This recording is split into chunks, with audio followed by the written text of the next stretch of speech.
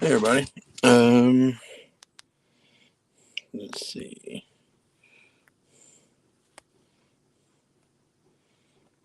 Trying to get everything under control.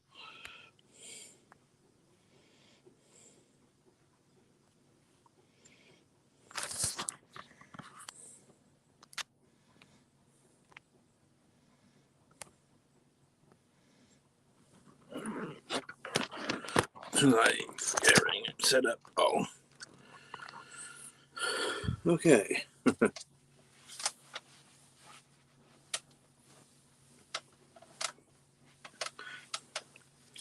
Give everyone a little moment to get here, if they choose to.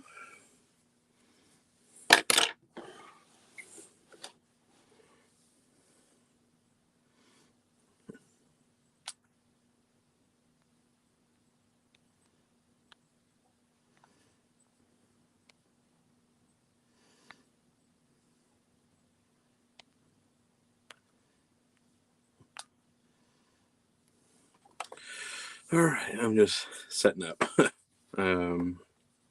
Let's see, getting everything under control here.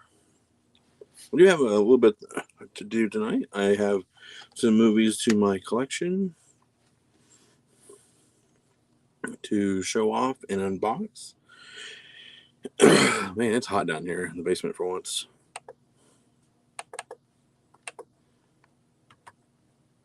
It's just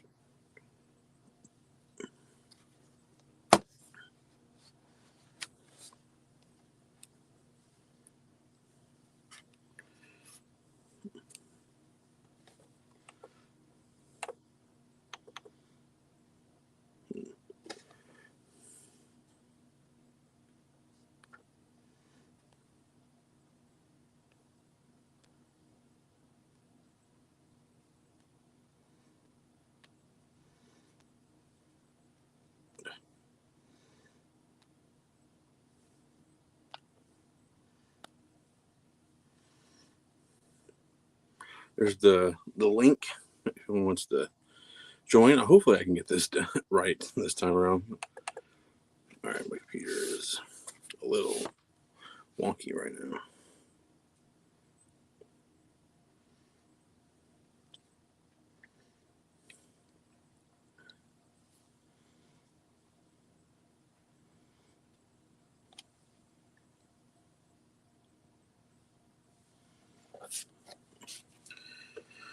All right. I know this is very riveting stuff here at the very beginning of the stream.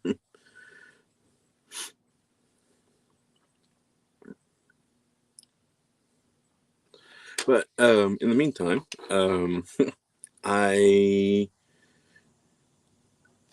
will be unboxing the 4K Texas Chainsaw Massacre. I'll show off a new steelbook, and as well as I'll be unboxing, as said in the title of the video. I have 3 different NECA shredders. I have the shredder from the original 1990 Teenage Mutant Ninja Turtle movie, and then I have 2 shredders from the Secret of the Ooze. I got the shredder that's like the normal shredder, and then you got the super shredder, played by Kevin Nash. So I'm just kind of just getting things set up. This is very impromptu. Like, I didn't think I'd get on tonight. I'm currently doing laundry, so if I step away for a moment, that is what I'm doing. I'm just messing with laundry or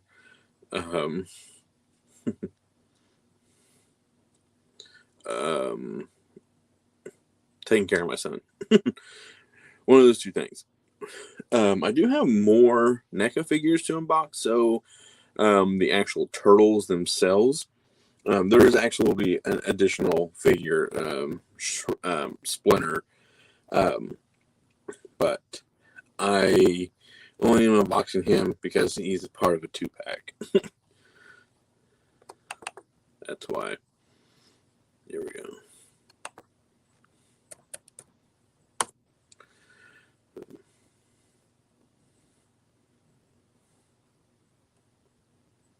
There we go. I'm just getting everything under control here.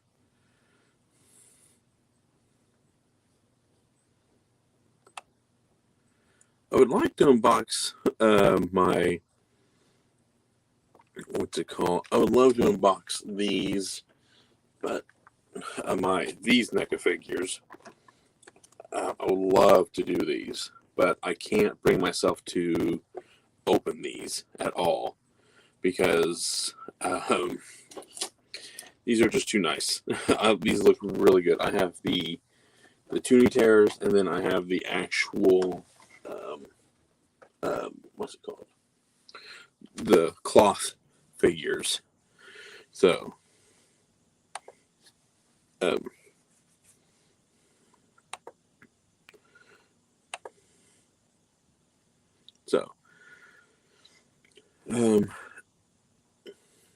just hanging out in the chat. I'm not quite ready to start unboxing yet. I'm still kind of just getting caught up with everything.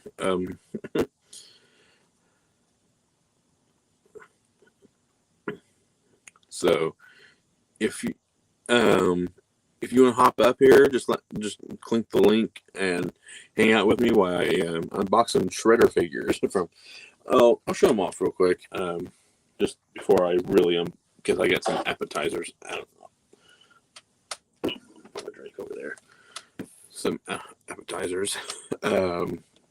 So here is the first of the Shredder figures I will be unboxing.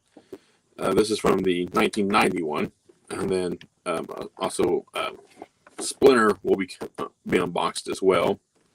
Hey Echo, if you want to come up, go right ahead. If you want to hang out while I do these. So here's the original Shredder from the first movie. I just found one today, so this is like just the ultimate Shredder. This is like the more colorful one from Secret of the Ooze. And then the one I've been looking for a while. I'm sorry. It may be I think sorry about that.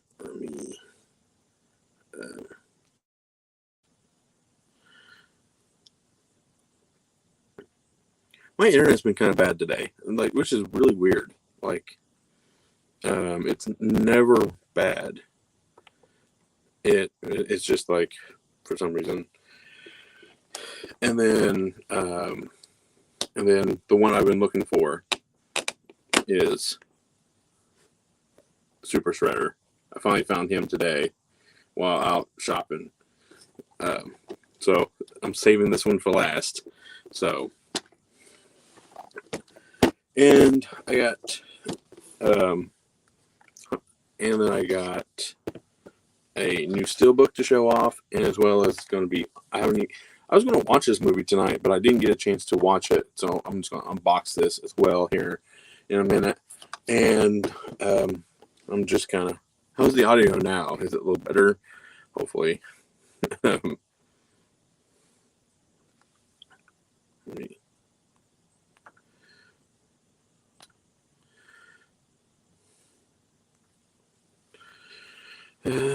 Okay. Here we go. Go back up and Hey. hey. Yeah, your audio there was a little kind of choppy there, so. Yeah, I'm in like a corner of my basement where sometimes, like normally my internet's pretty good, but today it's just a little on the rough side today. I see. Man, that Super Shredder, I would love to find one of the Kevin Nash ones that he signed. Oh, I know. So, there's hold on.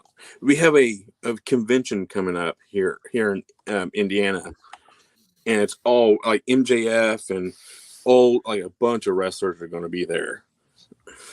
And I cannot. Um, what is it called? I think it's called WrestleCon. Ooh. Wait a minute. WrestleCon, isn't that usually done in the area of WrestleMania? Or did they change the location this year? Maybe it's not. Maybe there is something going on. Oh, maybe that's the wrong show. It's not. I know it's not StarCast. I'm trying to think what it's called. Indiana. Well, yeah, AEW might not be doing WrestleCon because them and WWE in the same town. Right. And they just did the first house show. Just did a house show. But what you want is like when I've seen Sammy do this.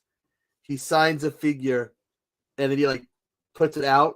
It's like, can you guess where it's at? That would be something. I know where it's at. I'm going right there and find it. Oh, is that what it's called? Hold on. I think, is that what it is? I think that's what, hold on. I don't want to say it out loud and be wrong again.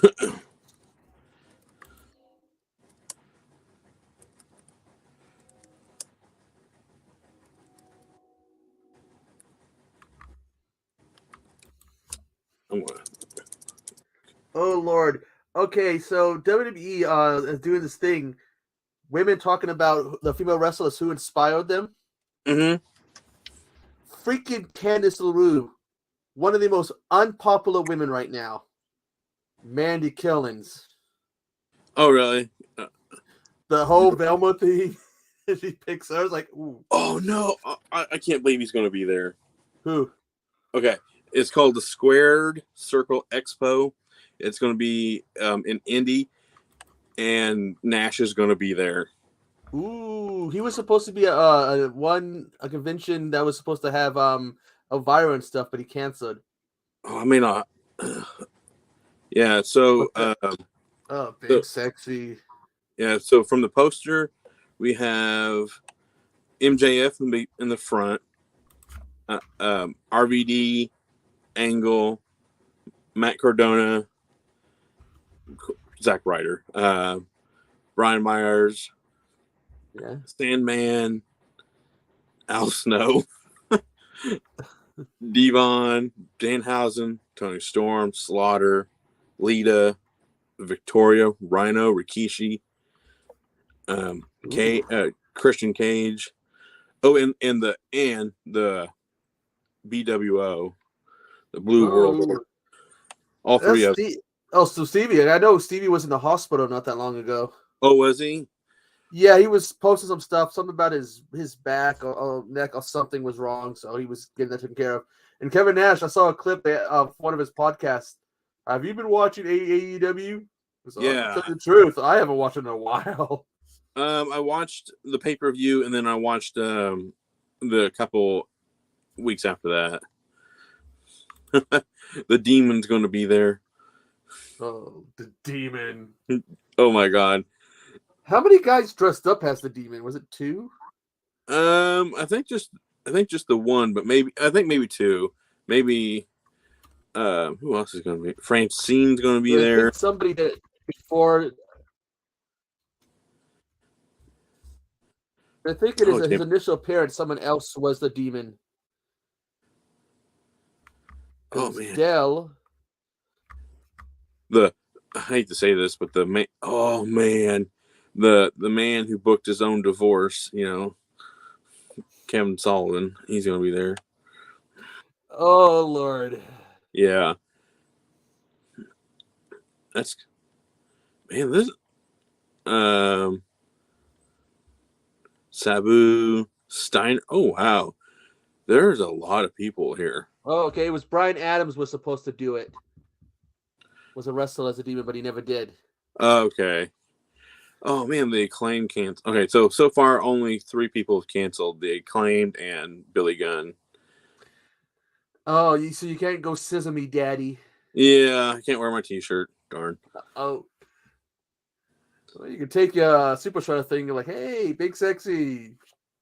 Oh, I want to actually. I may just be like, can I use a personal day? That's the only thing that's stopping me. I didn't realize Kevin Nash was there. We may not unbox one of these tonight. After all, Especially if you go there and Nash is there, you get his autograph. Oh yeah. it's let's see pricing. Yeah, I figured that was the case. It's probably not going to be cheap. Yeah, I was looking at how much the actual thing was called. Oh, here we go. So where's Nash? 50. All right, so it's 50 for an autograph, 50 for a photo, and then 80 for both. Okay, it's not exactly cheap. Yeah, I may just have to like hold off. I wonder if Virgil will show up and put himself. I heard that he likes to put himself next to popular people. I know. What what documentary was that on? I just remember someone doing an interview and talking about, the Right, interview or a video or something, talking about how he would show up and he'd put themselves right next to some of the popular people, hoping to get some attention. right, and then all his photos are of with other people. It's not just like him. He's like with Ted DiBiase or Hogan. It's not just. It's kind of sad. He gets dogged on too. Oh, I know. Well, from what I understood, he just. Oh, I may have a Cardona figure that needs to be signed too. Yeah, he charges for everything. He nickels and dimes everybody. From what I've read, it may not be as bad as. Um, ooh, MJF is expensive. Of course, he's a hot commodity right now. Yeah, he may be one of the expensive ones. He's in Kurt Angle. MJF is 60 for one photo, 60 for one photo, or 100 for both. Yeah. And then he got in trouble at that last pay-per-view. Right. Dumping water on the kid. And I think they said it might not have been water. One story was it wasn't water. I read that too. Oh, we have another. Oh, they ironed it out, I think. yeah, they took him backstage, right? Yeah, and he got some tickets next time he shows up to his family's there to an event. Mm-hmm. That reminded that happened in WWE, but was that someone did that in WWE one time? They actually just did it like a couple weeks, just a couple weeks after that thing, or the next night or something like that. It was like they were out in the crowd and like one of the wrestlers hit a water bottle and it's or something like that and dumped on some people. I think somebody was feuding with John Cena and somebody had a shirt or something, and yeah, a few years ago, and he just grabbed it and threw it at the fan. yeah. Hi Wes. It's dangerous to be at ringside for some of these shows. I mean, oh, did you see that video I posted in the chat? I sent about where all the people are beating each other with doors. I saw that one of the guys was the guy. One of those was the guy with the double broken legs. Danhausen breaks one leg, and the same night the guy breaks the same leg. It's like that was Halloween a few years ago. It's like same leg, 2 different shows, was it? Yeah, I remember on that. the same night. It's like, whoa. Let's see. I'll show some of this one clip. Someone at a high school, whatever, at the basketball court. Guy goes up to the backboard. He goes for an elbow dive. He misses. Elbow first on that ground. People are rushing to him like, oh, man. Ooh, he's not going to be wrestling for a while ever again. That's got to be destroyed. I'm going to be going to a GCW show in a couple weeks. Another. Hopefully the man Nick fucking Gage. He's gonna be there. Oh yeah. I almost thought about staying last time. They offered. Oh yeah, of course, Wes. I don't mind whatsoever. Yeah. Yeah. So cool. It's Yeah. fine. What'd you say, Nanette? Sorry, we're nerding out. What were y'all talking about when I came in? Yeah, Oh. y'all were saying what was it? That he took pictures with everybody. No, it's a wrestler who former wrestler Oh, who Virgil. likes to he gets some people to sign pictures. I was like, he has pictures and people.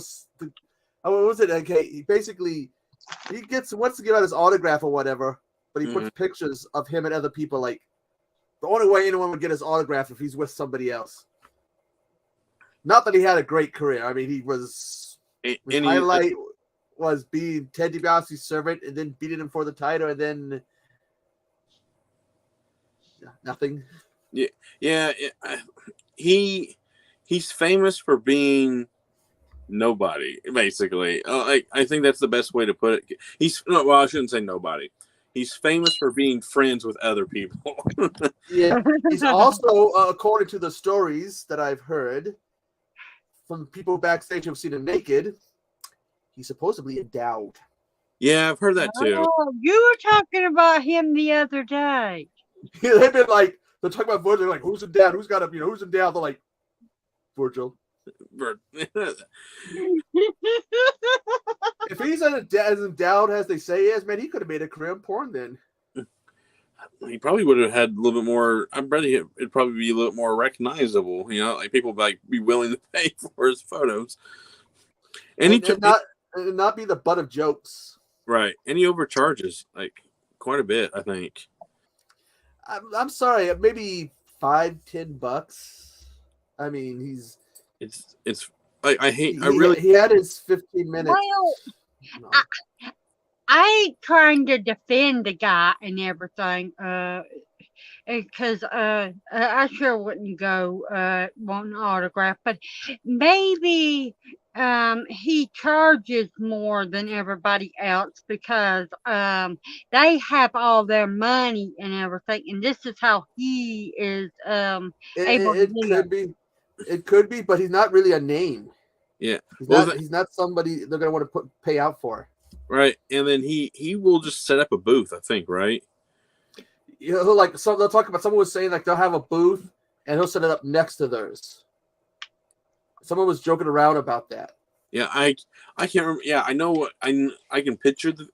Scott Hall was messing around with him, and supposedly there was something about him in a subway tunnel doing that. Oh really? Yeah. It was him or somebody, some wrestler set up a table in the subway, like trying to get autographs. So maybe he is hard up for money.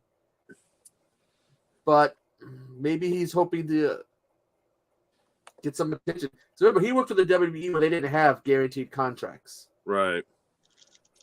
He didn't get that big money until he went to WCW. When they did have guaranteed contracts. Yeah. I'm taking it away from you. You ain't hitting me with kitties. So what have you been up to, Wes? Is it? Be right back. I'm gonna go get something to drink. Okay, no problem. Yeah, is it pretty cold up there? Because today it was not too bad. If you're still in the chat, because it was actually not too bad out today down here. I know you're a little bit further north than I am.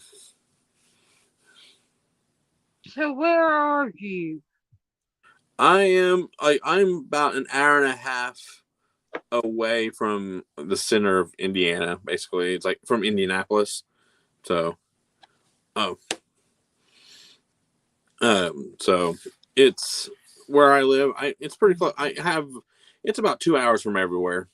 It's 2 to 3 hours. So it's like if I go west, it's about an hour to Illinois. If I go east, it's about a couple hours to Ohio. If I go south, it's a couple hours to Kentucky, 3 hours to Michigan. So it's like I'm like right In the middle. yeah, basically.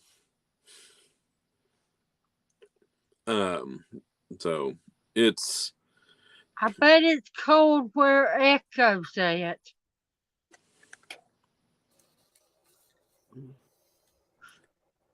it, Hello, uh, kids. it was snowing here. It was snowing yesterday here. Actually, I woke up and I think it was yesterday or a couple days ago. I woke up and there was snow on the ground. I'm like, oh, I didn't even realize it was supposed to snow. We're supposed to get rain tonight, so That's not supposed to happen for another couple days for us. Thunderstorms and everything. So it's like, all right, fine. oh, do you remember that old thing you can tell how close it is between the thunder and the lightning? You were supposed to tell, you could tell. Like the seconds between the thunder and the lightning, and it's supposed to be like how many miles away it is or whatever. I've had ones where it's been so loud the windows shake and you're like, oh, that's close.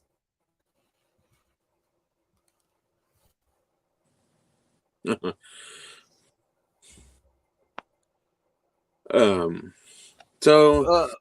before I start Wes, unboxing, just take it easy, Wes. This is chill, man. It's okay. You know, it's water under the bridge. I did get a new steelbook today or a couple of weeks ago. Oh, I think I showed off the Punisher one. Let me see if I can reach that real quick to kind of compare it real quick.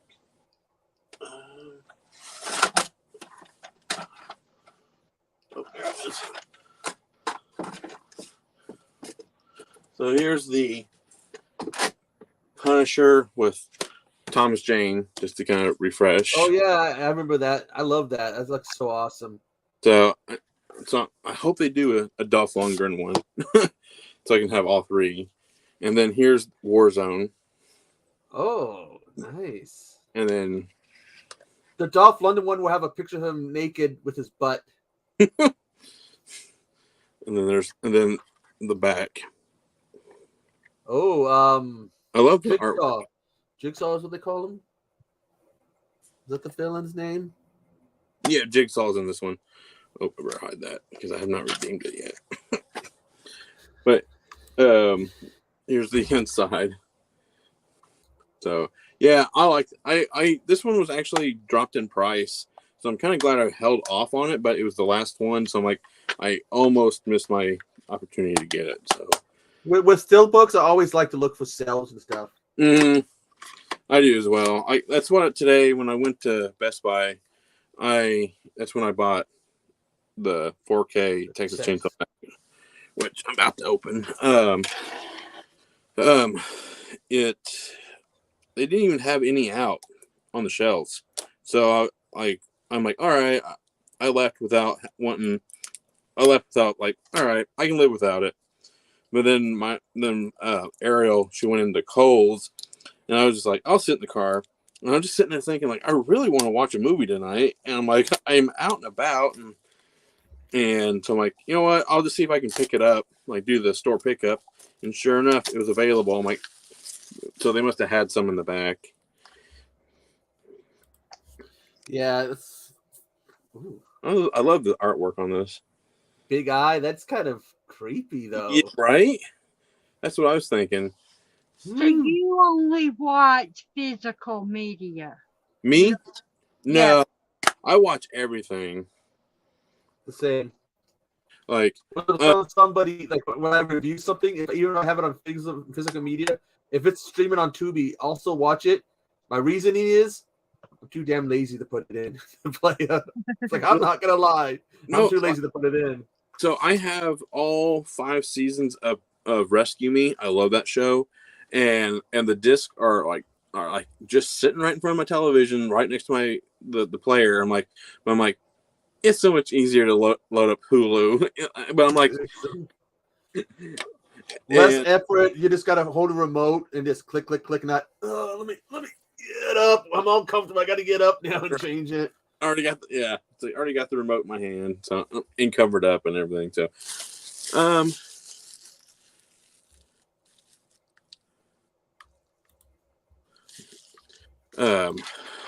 I'm sorry, Wes. I've just been out of everything. Like, I missed your guys' live stream. I think I was in your live stream a little bit last night, wasn't I? Yeah. Yeah, just because I pop in and out so frequently because I'm like doing when I get home from work, I'm like, oh, I gotta eat, and I gotta watch the kid, then I got do this and that. And I'm like, then when I pop in is usually when I'm have a moment to myself. But I wish we would see okay. more. See, now that Tony Khan owns Ring of Honor, Right. we can maybe finally get an all-in physical media release. See, yeah, I would love to have that, and like I hope when they do, if they like do this whole new app or whatever, they will release episodes on there because there's some matches I would like to go back and watch again, like some of the blood and gut matches. Even though he's not popular and he's pretty much out of the business, Joey Ryan's entrance was a hoot. Oh, Joey Ryan. All in those giant penises come Oh yeah, I remember that. Oh. That was before all the shit hit the fan. Yes. Hey Wes, are you going to go to the Days of the Dead convention in Indy? I think I asked you this already. I didn't know if you answered or not. Because Jake the Snake's going to be there, and I'm thinking about buying me a figure to go get signed by him. And like Danielle Harris is going to be there. I'm jealous. Ask her to show you her tattoo. Nah. This woo. I think I saw that in a movie or something somewhere. So I thought it was fake, and then you see more of it going. It's real. It's like it's review. It's real, and it's big, and it's nice. Nice placement. Oh, Wes. Yeah. Didn't I say hello to him? Yeah, I think. Yeah, I think we. Yeah, Wes, if you want to come up, you can. I think I got room for one more. I haven't paid for the upgrade. That means you can have up to 6. Said that you were all right being here. You know, it's yeah. The I want to get. Oh man, Felicia Rose is going to be there. I would love to get that signed. There's something by her signed. If you mean on Instagram, I didn't get no messages from you today. Weren't you supposed to do a stream today, the net? Yeah, 2 hours ago. I didn't want to. Ah. Oh, she's.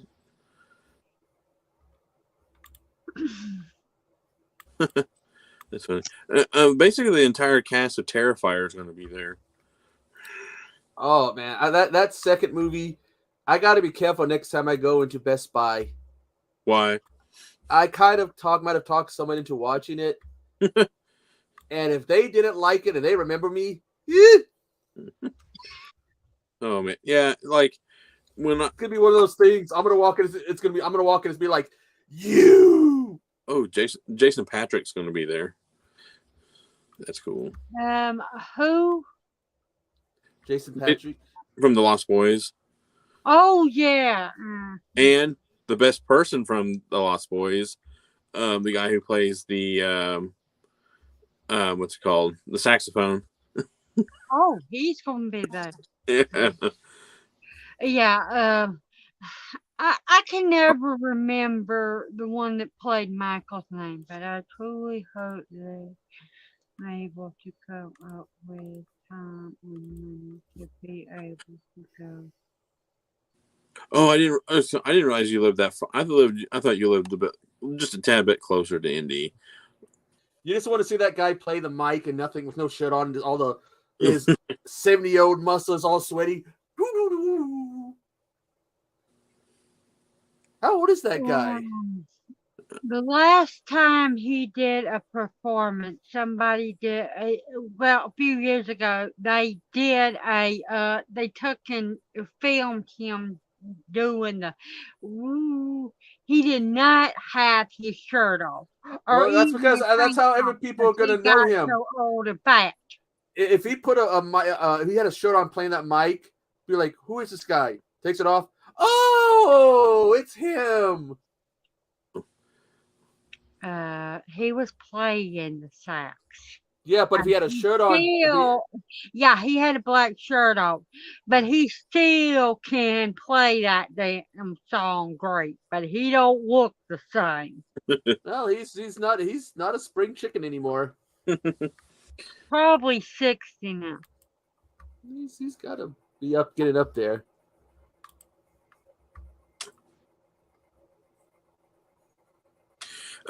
Yeah, Wes, just whenever I'm planning on being on here for a little bit, for another hour or so, another hour and a half or so. So just take your time. I think I jacked my jaw or something. Oh, what did you do? I don't know. I think I think I jacked my jaw, or I have a gap between my teeth. I might have just ate something and things get in there and stab my gum, and so I might have done that. Yep, I understand that. I broke a molar a couple years ago, and and just trying to keep it clean until I was able to go to the dentist was a pain. It just like I didn't want to get like food in there and get infected and everything. So that was a process and a half right there. So I'm trying to think. Yeah, that. Man, India actually has some good conventions coming up. I wish I would have paid attention to more of this. I was strictly trying to just do horror conventions, but then a friend of mine sent me a thing for the horror for the wrestling thing that we were talking about. It was like, oh, of course. In that case, Max, I'm going to make.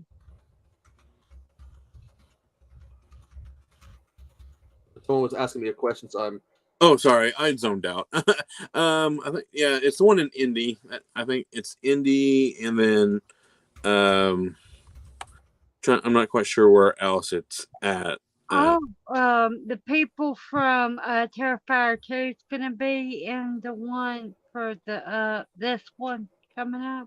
Yeah, the one I'm talking about. Yeah, it's The thing is, I saw the first one. I didn't really get into the first one. I was like, it's okay. And then I saw the second one. It was like, ah, holy shit! I was not I ready. was I'm not sure who it was that I was listening to, but someone was talking about. Oh, I know who it was. It was Terrence.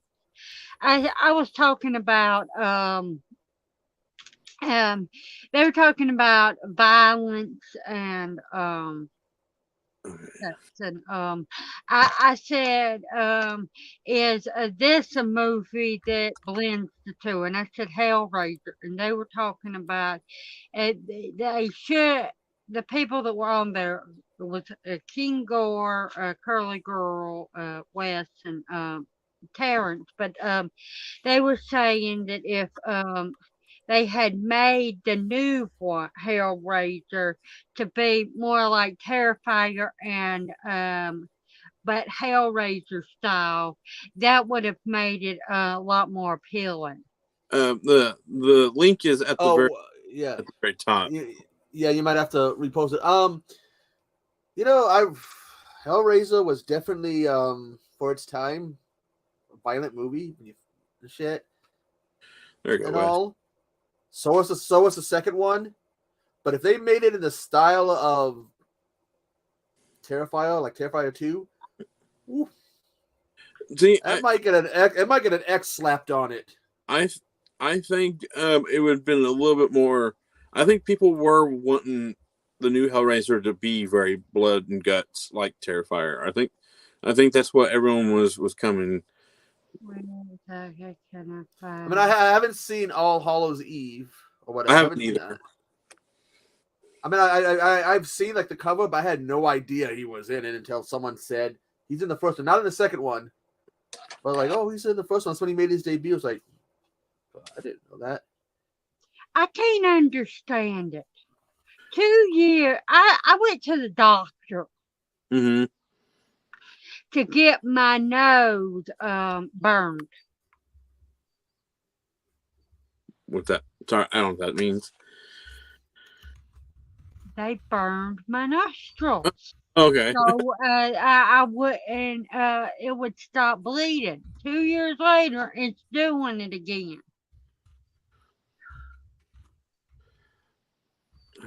I when it comes to the like stuff, I, I'm like the worst. I have like I have the worst luck with my nose. Like I've at work is the only I get hit in the nose so many times it's not even funny. It's like that's the one thing I don't even step my feet or toes or anything. It's like something I'm stalking something that just like falls and hits me in the nose or whatever. It's just like I could do without it. To be honest with you, I don't even sleep that well. My grandma was like, "You've always had problems with your nose, even when you were born. So why do you think that you would that it would last long that they burn your nose and it stay that way?" Do you believe in having a cursed body part? So Maybe. I don't believe that, but Right here. I I've believe. never broken this finger, but when I flip somebody off with this finger, it always gets hurt in some way, stubbed to something. So I'm kind of you'll see me use it, but like in generally off camera and stuff, I'm very hesitant in using it because it always gets hurt, and one of these days it's gonna get broke. So I think it's cursed. It's a way of saying don't use that finger. I believe in cursed months.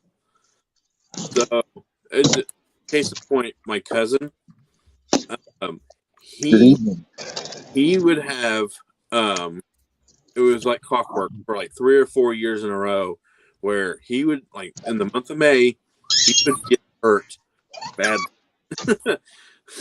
He like one year he went over his handlebars, going down a hill.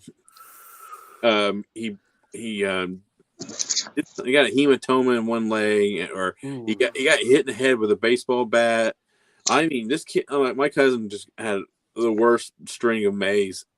Did you ever know a kid who when they were younger, they can always get like in an accident but never get a scratch on them? And we never really had any of those kind of kids because we were all kind of I fell off roofs. I was in bad bike accidents and I'd get up like nothing. But you know what happens to those kids when they get older? The pain kicks in. Everything hurts. Well, I think when you say that, I wake up and I would be fine and everything, but every time I hurt myself, like if I broke a bone, I pass out. That fell off about a 10 to 15 foot tall roof. Oh. Almost hit some wooden steps, almost hit this wood playground, almost hit the wooden board, landed on the wood chips. And my friends are like, ah! Was that in the days of your like extreme backyard wrestling? No, that was just me. Like I was joking around, and I fell, and my friends were freaking out, like, "Oh my god!" I just get up. It just sounds like something that would happen in extreme backyard wrestling. Actually, I was wrestling with some friends, and I broke right here the collarbone. Collarbone? Have you? Speaking of backyard, horrible bone to break, man. Horrible. Have you seen that superhuman dude on Facebook? Which one's that? Where he's like, "This is for my juggalos and juggalettes," and he always has like table of something in front of him, like with cheese graters and Legos and cactuses and everything, and he's like, "This is for my like I said, for my juggalos." I think he's an ICP fan, obviously. And then he jumps off this table onto just anything that's like just things you shouldn't be jumping off of onto, and he hurts himself, and he just like he just goes into this crying fit, and it's just like, dude, like why are you doing? I was watching I think it was a new episode of Botchamania. Oh, I was watching that and earlier. they were talking about Booker T and that table. Oh, No matter what they did, it wouldn't break. And he's like, "Now the mat's gotta keep going." They'll throw you. Well, okay, the legs would bend, but the table wouldn't break. What'd you say, Wes? Sorry. Did you say that the dude's name was Super Demon Max? Oh, superhuman. Superhuman. I was gonna say like, wow. I gotta No, look no. this guy. Yeah, he's just some random dude, and he just jumps off. It's just And he cries and shit like.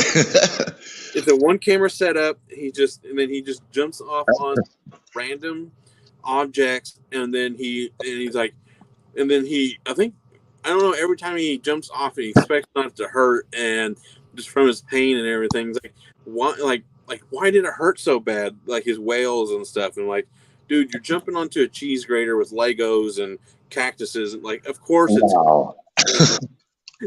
Well, God. it's got to be some sort of comedy thing, like with this reaction you're describing, right? Yeah, it is. You see the Walmart guys end up actually having a wrestling match, part of a wrestling match. Yeah, And they got the shit booed out of them. You know who the Walmart guys are, Wes? No, it sounds interesting. This video of these two guys in a Walmart having a wrestling match. Okay. Destroying the table and made the rounds.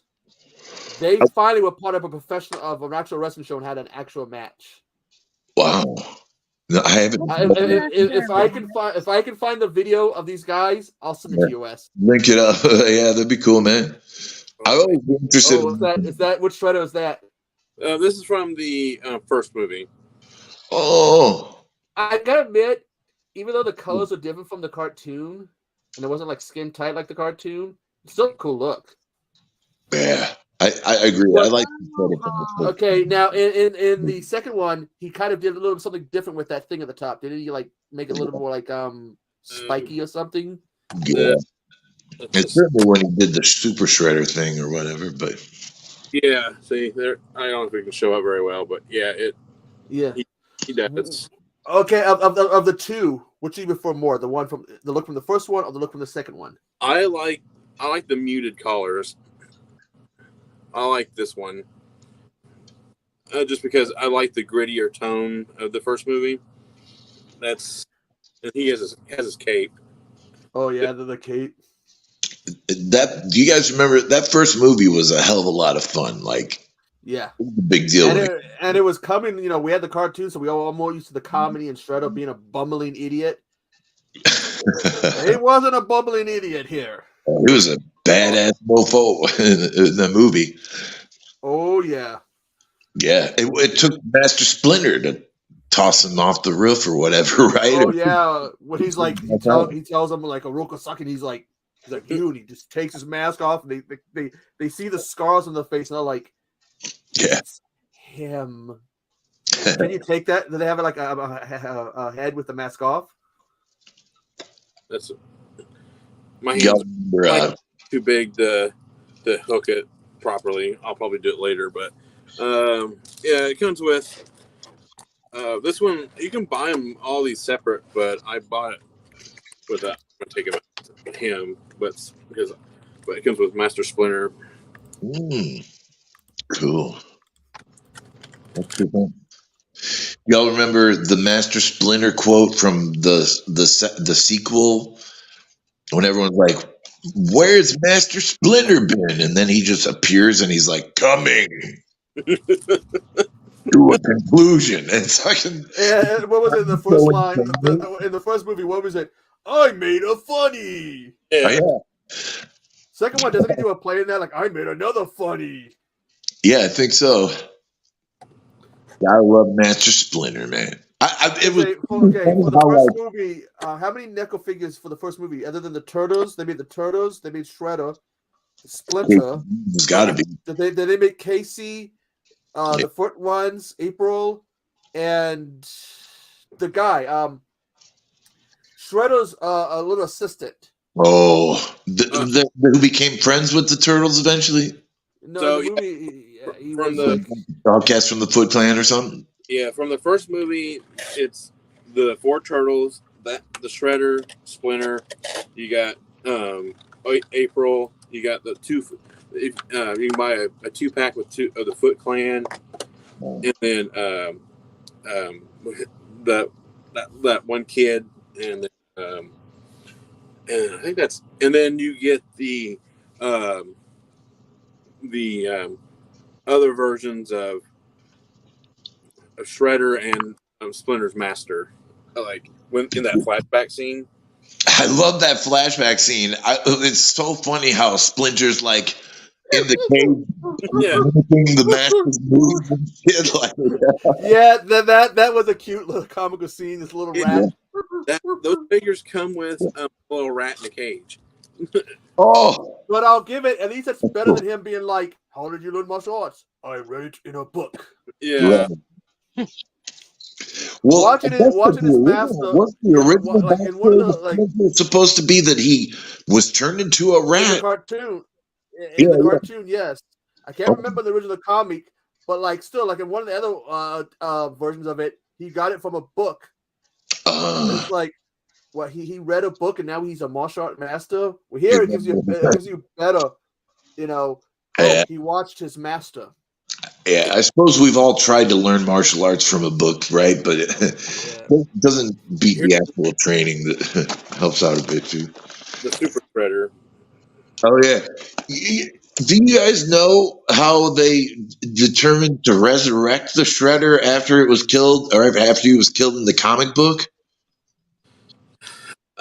In the movie, I can't.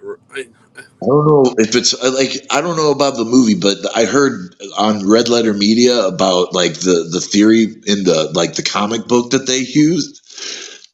It's going to be hilarious. If you don't know, I'll tell you real quick, so I don't want to leave you hanging in suspense. But they heard that something about Worm's regeneration power.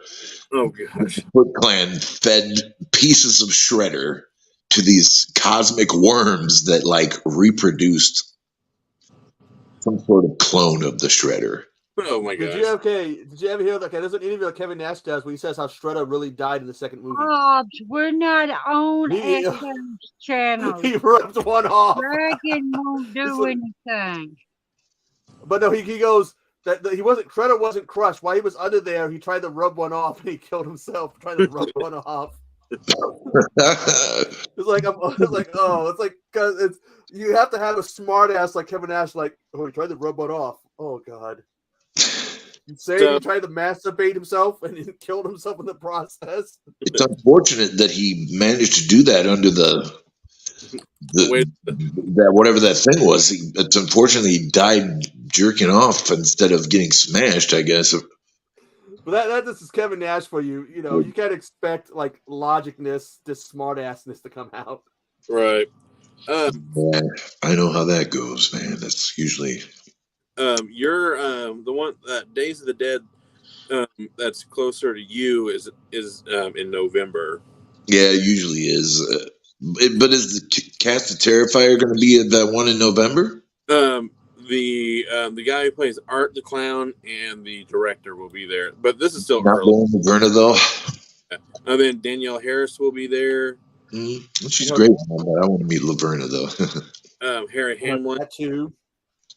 I know you guys are really wanting to Stacey Dash, you know, from Clueless and Sharknado 4. Oh god. Then Kim, which is I can't pronounce his last name. Coates. Kim Coates. Yeah. Anarchy. Yeah, he's going to be there. And then Mark Boone Jr. That's actually a pretty cool one, I think. Lou Ferrigno, Mickey Dolenz. Mickey Dolenz? Yeah. Holy crap. So far, is Amy going to be there? I'll go if Amy's there. Amy? I used to have an incredible crush on his daughter back in the day when she was doing all the acting back in the 90s. Amy Dolenz. If you, it was a point in time. My crush was so severe. If you wanted me to watch a movie, you just go, "Hey, she's in it." I'd be like, "Pop that shit in." It could be the worst movie. You can be lying to me. It could be the worst movie ever, and you can be like, "Oh, she's in it." I'd be like, "Put that shit in and hit play." My crush was that bad. That pathetic. Hey, it's understandable. You have better events going on in that one though. Like Yeah. you have the Merkins is going to be there. Okay. They're doing a Q&A. You got a Q&A with Bill Mosley. He's going to be there. Oh. Man, you guys, yeah, you definitely got better. Doug Bradley's there too. Oh, now the Merkins, those that band that dresses up as the Killers and do the music. Yeah, that's them. Oh. Well, I'd rather meet Lauren Laverna, but maybe I'll just go to both of them if I can manage a way. I don't. But the Merkins would be fun to see them. Especially if they performed live. That'd be a hoot. Have you heard that echo? This? Nope. I haven't heard that either. But that would be Jim Varney. I'm sure that's what he meant. That'd be interesting. I wish he would have done some serious roles because I know he's a very good actor.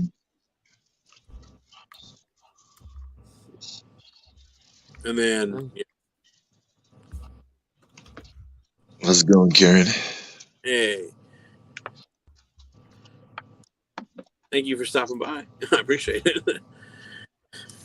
I've only unboxed one thing so far, but and one of them I may not even unbox just in case I do go because Kevin. Yeah. You want it open? Oh, you're like Mr. Nash. Yeah, but I'll just sit there and go, Dear Oz, can you sign this? I don't get as starstruck as I thought I would because I've met Hulk Hogan and Mick Foley and a few of the GCW wrestlers, and so I don't get too starstruck. But it's in Kevin Smith, so it's just like okay. But I do am pretty quiet, so I just kind of talk very low, and they probably like, who's this weirdo talking? I'm sure they're used to people, having, something go on when they go up to meet them. I don't think they find anything. I wonder how many people dress up like some of these wrestlers' old gimmicks. Like, you get someone dressed up like a autograph that dresses Vinny Vegas or Master Blaster still. I would love to see someone dressed as Isaac Yankem and go up the cane. That'd been DDS. Oh, that would be a hoot. I've met Kane, but yeah, that would be a hoot. Oh, that's cool. Despite his politics, I heard he's a pretty nice guy. He's like he was doing an autograph session when they were selling tickets, and so I had a chance to meet him. I'll be right back. Yo, Hobbs, you're amazing, man. Love you, dude.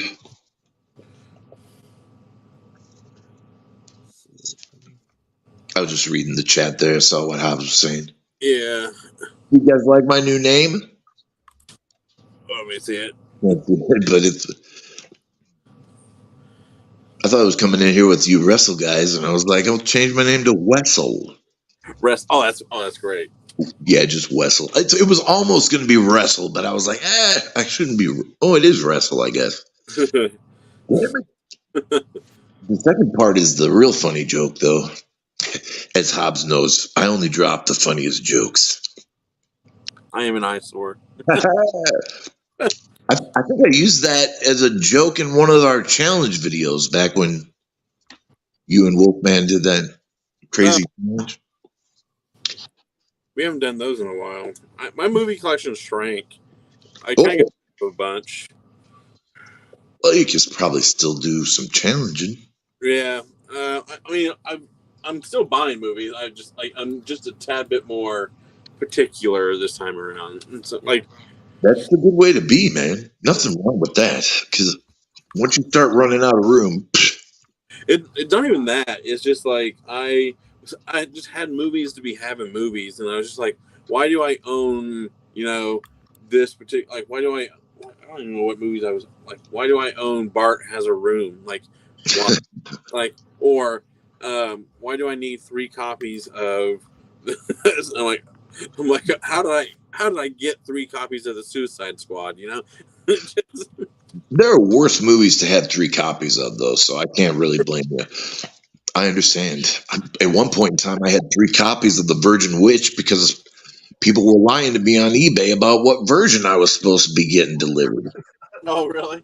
Yeah, I was trying to get the Kino Lorber Redemption series. Uh, They kept sending me just a regular Kino, which makes a difference to a collector. right. Oh, Love so to use Hobbs. speaking of that, so I was on Walmart and I saw that they had that really nice Dawn of the Dead 4K set Oh, that comes with like the book and the CDs and all that good stuff. yeah. And they had it listed for like $60, and I'm like, this can't be. It was too good to be true. And I read the description and everything, and it was just like it, like the picture and the stuff and the description just didn't match up. So I'm like, you know what? It's Walmart. You can return anything to Walmart. So I I bought it and just waited, and it ended up being just like that random the 4K editions that came out after. So I'm like, yep, I'm taking it back. So I'm like, it. So it really does matter. Like it matters, like what editions you have, and Oh, Hobbs, I was just kind of joking. I wasn't sure what that was, but I was just running interference the other day. No I harm. haven't seen anything good at Walmart, so I haven't bought any movies from Walmart in a while. I think Question: I might take a break. I need to save up some money. Got some stuff going on. Can you return to Walmart if you bought online? yep, you can. Even if it's through a third party, they'll take it as long as you have the receipt or the order number. Awesome. Yeah. There was anything you order online, so yeah. Yeah, Okay. it was nice. And so I got my money back, and then I bought the AEW pay-per-view that night instead. I don't know if I've told you guys, but I fear going to our local Walmart because there are often gunfights there, and no one really, warns anyone about them. They just kind of happen at random, and if you don't want to get caught in one, it gets pretty hairy out there. Yeah, the grocery store that I work at, it's considered the ghetto store because it's like we just get all the the certain clientele, I should say. I'm trying to put it politely, and it gets pretty funny. Like one night I was working and I was unloading something and I was in the very back and the alarm went off. And I'm like who set off the alarm? That alarm will set anyone into a rage. Like you could be the nicest person in the world, but all of a sudden like that alarm goes off. It's like I'm going to like rage on somebody. That's how bad it is. And so I'm walking to the front, and the guy who cleans the floors, he's talking to somebody. I'm like, "Who's this fool?" And I'm like, all right, well, I have to turn off the alarm so I can get this off. So I look in the lobby. He had broken in with a propane tank. He broke through the front door with a propane tank. And I'm like, how'd you even get that thing? And so he must have brought it with him. And so he was just wandering around the store until the cops came, and he was hiding somewhere. And he was just stealing stuff as he was walking around the store, eating things. And I was just like, okay. So that was like probably the most random nights of me working there on overnights. Can I tell you a random piece of information I learned today? Yeah, go ahead. Yeah. Of course. Well, I was asking my grandma how I could find out when I could plant some vegetables and everything, and she went looking for her almanac. So she gave it to me, and I went flipping through trying to find out what I could plant in April.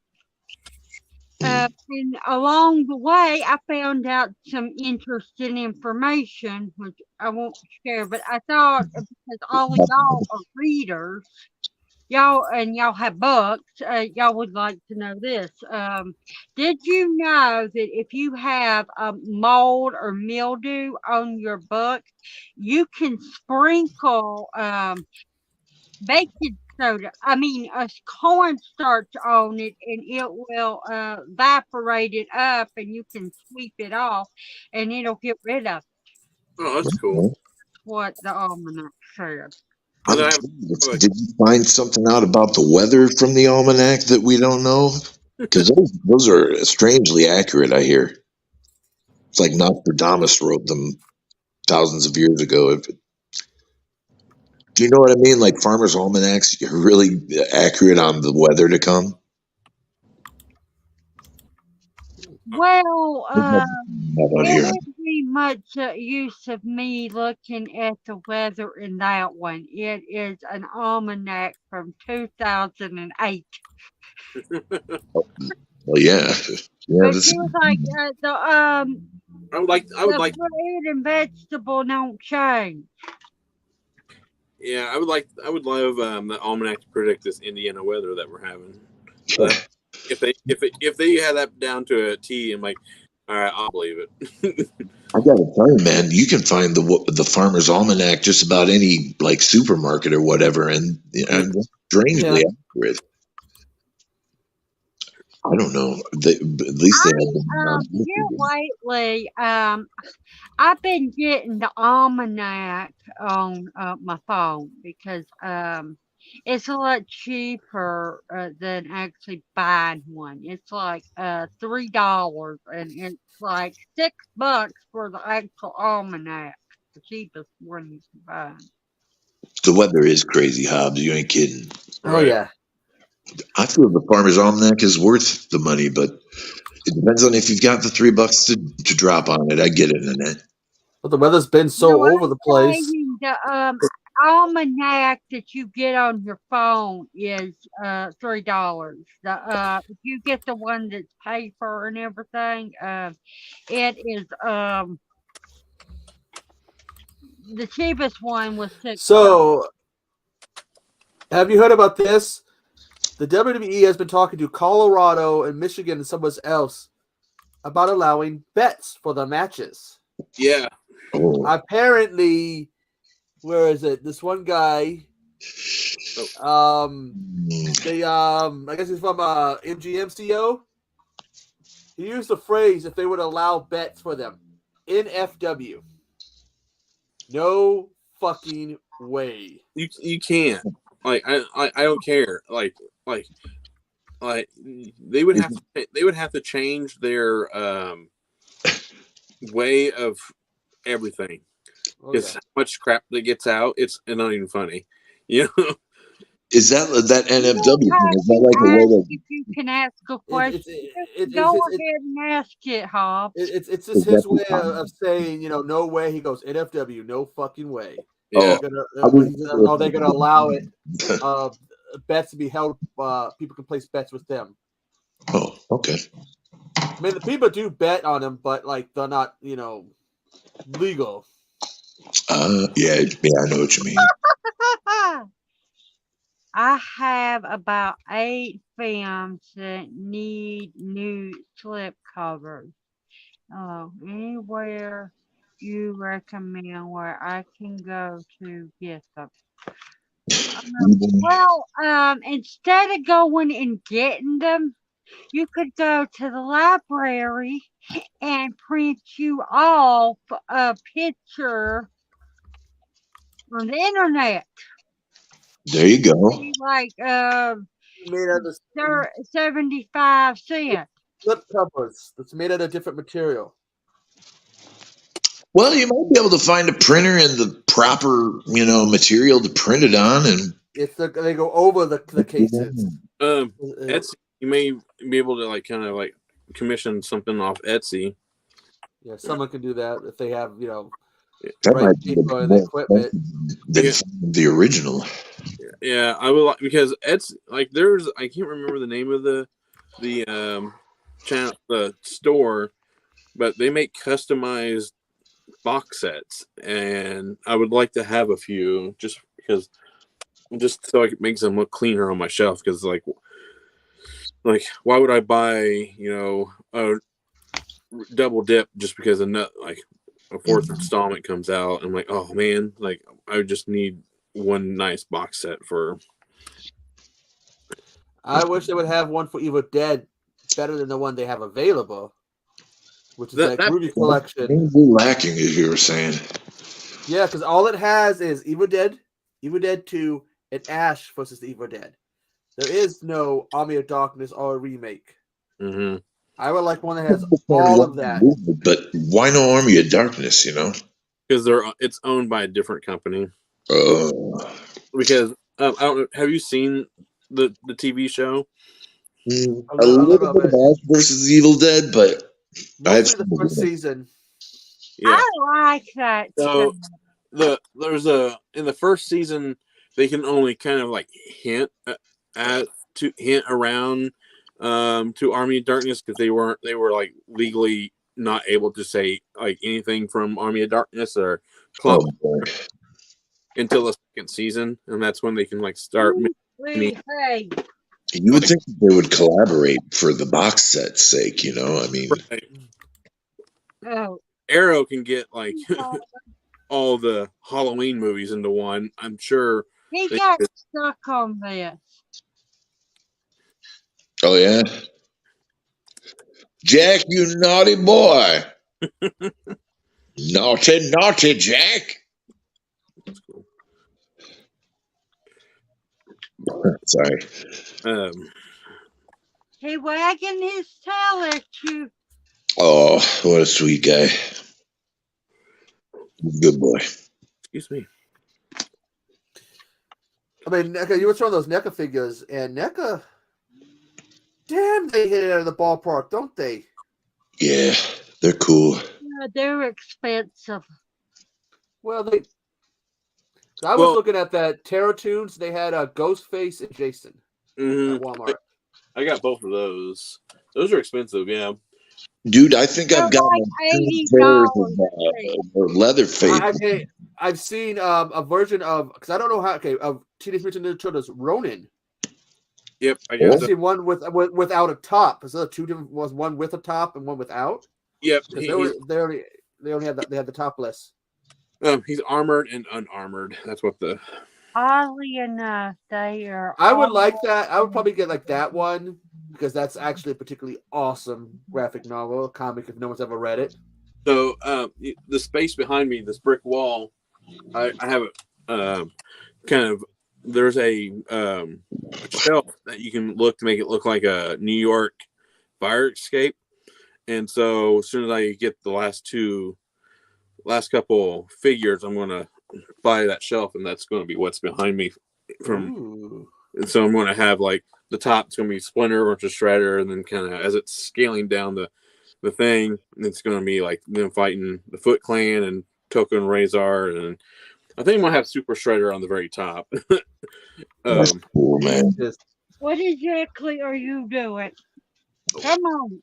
Which slip covers are you looking for, Hobbs? Yeah. I can't guarantee you I have any of them, but I'll take a gander and see if I can help. But see, I would like to have like a cool machete or hatchet box set. I already own all of them separately. I just want to like have them like look nice on my shelf rather than just so maybe turn it around and have like an art. Yeah, they need to do another one of those movies. I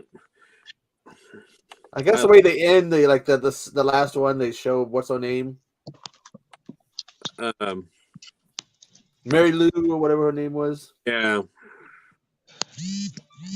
I get you. Oh, he's got one for you. How do you feel, Max? How do you feel about all the AEW women's division switching the heel turn of babyface? I do like the separation between the originals and the out, like, I hate that name, the Outcasts, but it's like, you see they've removed Rebel. Oh, have they really? She's still with them, but they're like she just doesn't fit in with the direction they're Oh, going with. What's her name? From being a heel to a good guy, like she just doesn't fit. Britt Baker and everything. Yeah, I think that's who she was with. But I liked. Wish they would get more than a couple matches.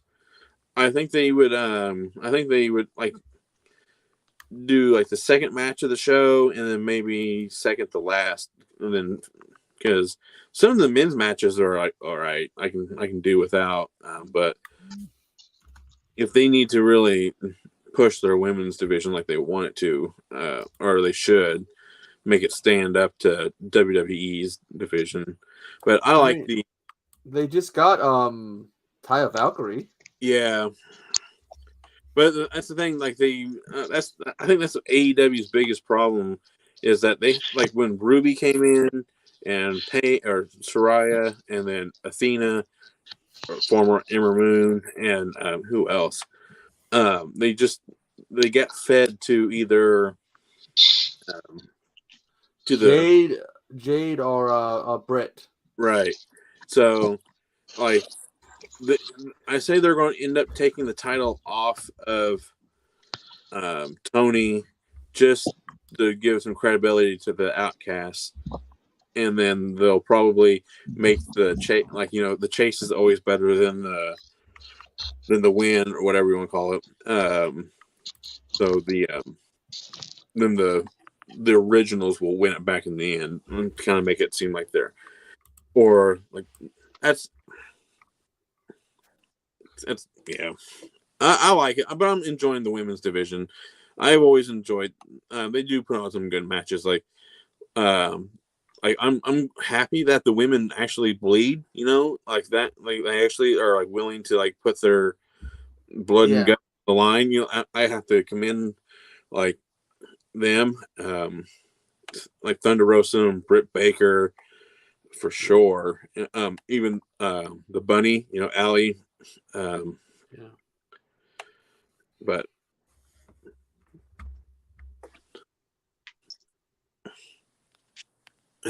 so yeah, I'll be right back. I'm trying to think what else. Yeah, I'm just loving I'm loving the. Are you gonna watch WrestleMania this year, Hobbs?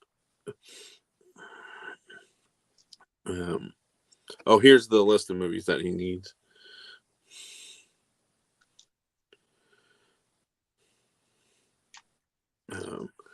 Deadly Games, Audrey Rose, True Romance. Like, which True Romance one are you needing? Like, which one you wanting? You got a couple different ones. Horror.com. I didn't realize that they made that one in an Arrow release. That's cool. Because I have that on DVD somewhere. The old clicker case where you have to snap it open. Oh, yeah, I didn't realize that the Dunwich horror was on Blu-ray. Which one? Dunwich horror. Oh, okay. Oh, the Dunwich horror. Okay, I misread that one. Oh, Blu-ray or Arrow. Okay. I had Dunwich. I'll be watching WrestleMania as well. Like you may not see me, you may not hear from me at all that day on Saturday because I work Saturday, but I get off after WrestleMania is completely over. So I'll have to like go on social media shutdown, and then so you don't get no spoilers or anything. Right. So as soon as I come home that night, I'll watch WrestleMania, and then I'll be off that Sunday for WrestleMania, for the WrestleMania night 2, which I hate. By the way, I hate being broken up in 2 nights. That I don't like that. Well, that's it on Peacock. Yeah, that's where it's going to be. But like that's still it from New Japan. Yeah, but then again, New Japan does it like on 3, 4, 6, 7, 8, 9, 10, 11 nights. Whatever they tickle their fancy that week, that year. It's like, yeah, but I just don't like it. I've always liked the single night WrestleMania. It means more to me. It just has a better feel to it rather than like I like it because it gives them people more of a chance. right. I mean, That's the one thing I like about it. I hate that what's it called? I hate that it's I love that it allows more people to get on there, but I hate to say this, but I'm like, if you have it one night, you kind of trying to put the best of the best out there, and now I'm hearing that Rousey might be off the card. Yeah, and whatever Bray's, well, all I'm hearing about Bray, there was a rumor that he was in the Alps with them. Right. They've since debunked that and said that he's got some kind of physical illness. See, that's the thing. With like, they say the same thing about what's her name? Who just lost the NXT Women's title. She's got a physical illness. I'm not telling you what it is. Yeah, I know the one who like collapsed in the ring. Yeah. Yeah. I can't think of her name, but the one who like Booker T, like, oh my god, because that's one of his girls, right? But supposedly Bray has something wrong with him. He's still with him, but so we'll have to wait and see. Bray has been the most disappointing thing for me. I'm such a big fan of Bray and the Fiend because I was there that night he debuted. So it was just like, and I just love that Tom Savini's art and like all that with him. It was just like, that's perfect. And they just keep feeding him they fed him the Goldberg and just like, and now he did the LA Knight thing, and now he's doing the Bobby Lashley thing, and now we don't know what's going on with that because he's basically, See, I would be okay like with like Hobbs. I'm like if I'm available, Hobbs, I would join any live stream for wrestling. That's just how I am. I'm hardcore into wrestling, like, and I would be okay with a long show. It's WrestleMania.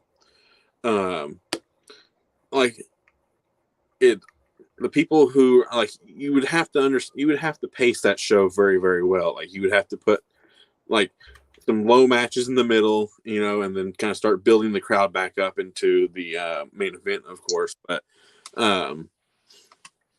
But yeah, I would be all right with a 5-hour show. It's basically 5 hours if you add the pre-show and stuff like that anyway. So it's what's just doing it live,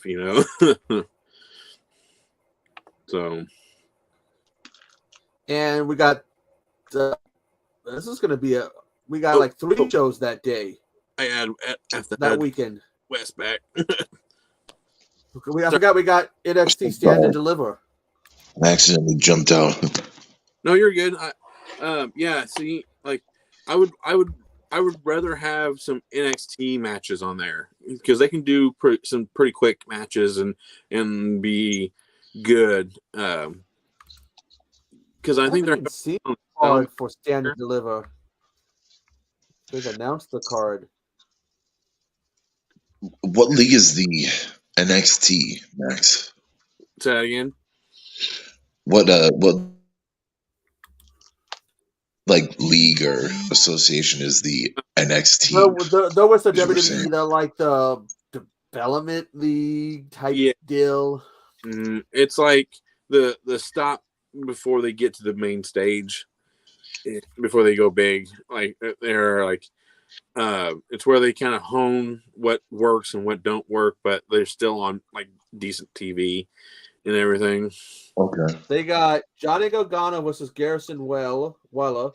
Braun Baker defending the title against Camilla Hayes. Zoe Stark versus Gigi Dolan versus 2 to be determined.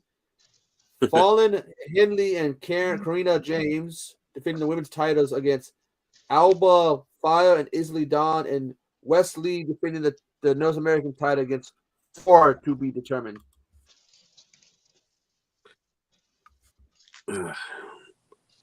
Nothing really there eye-catching.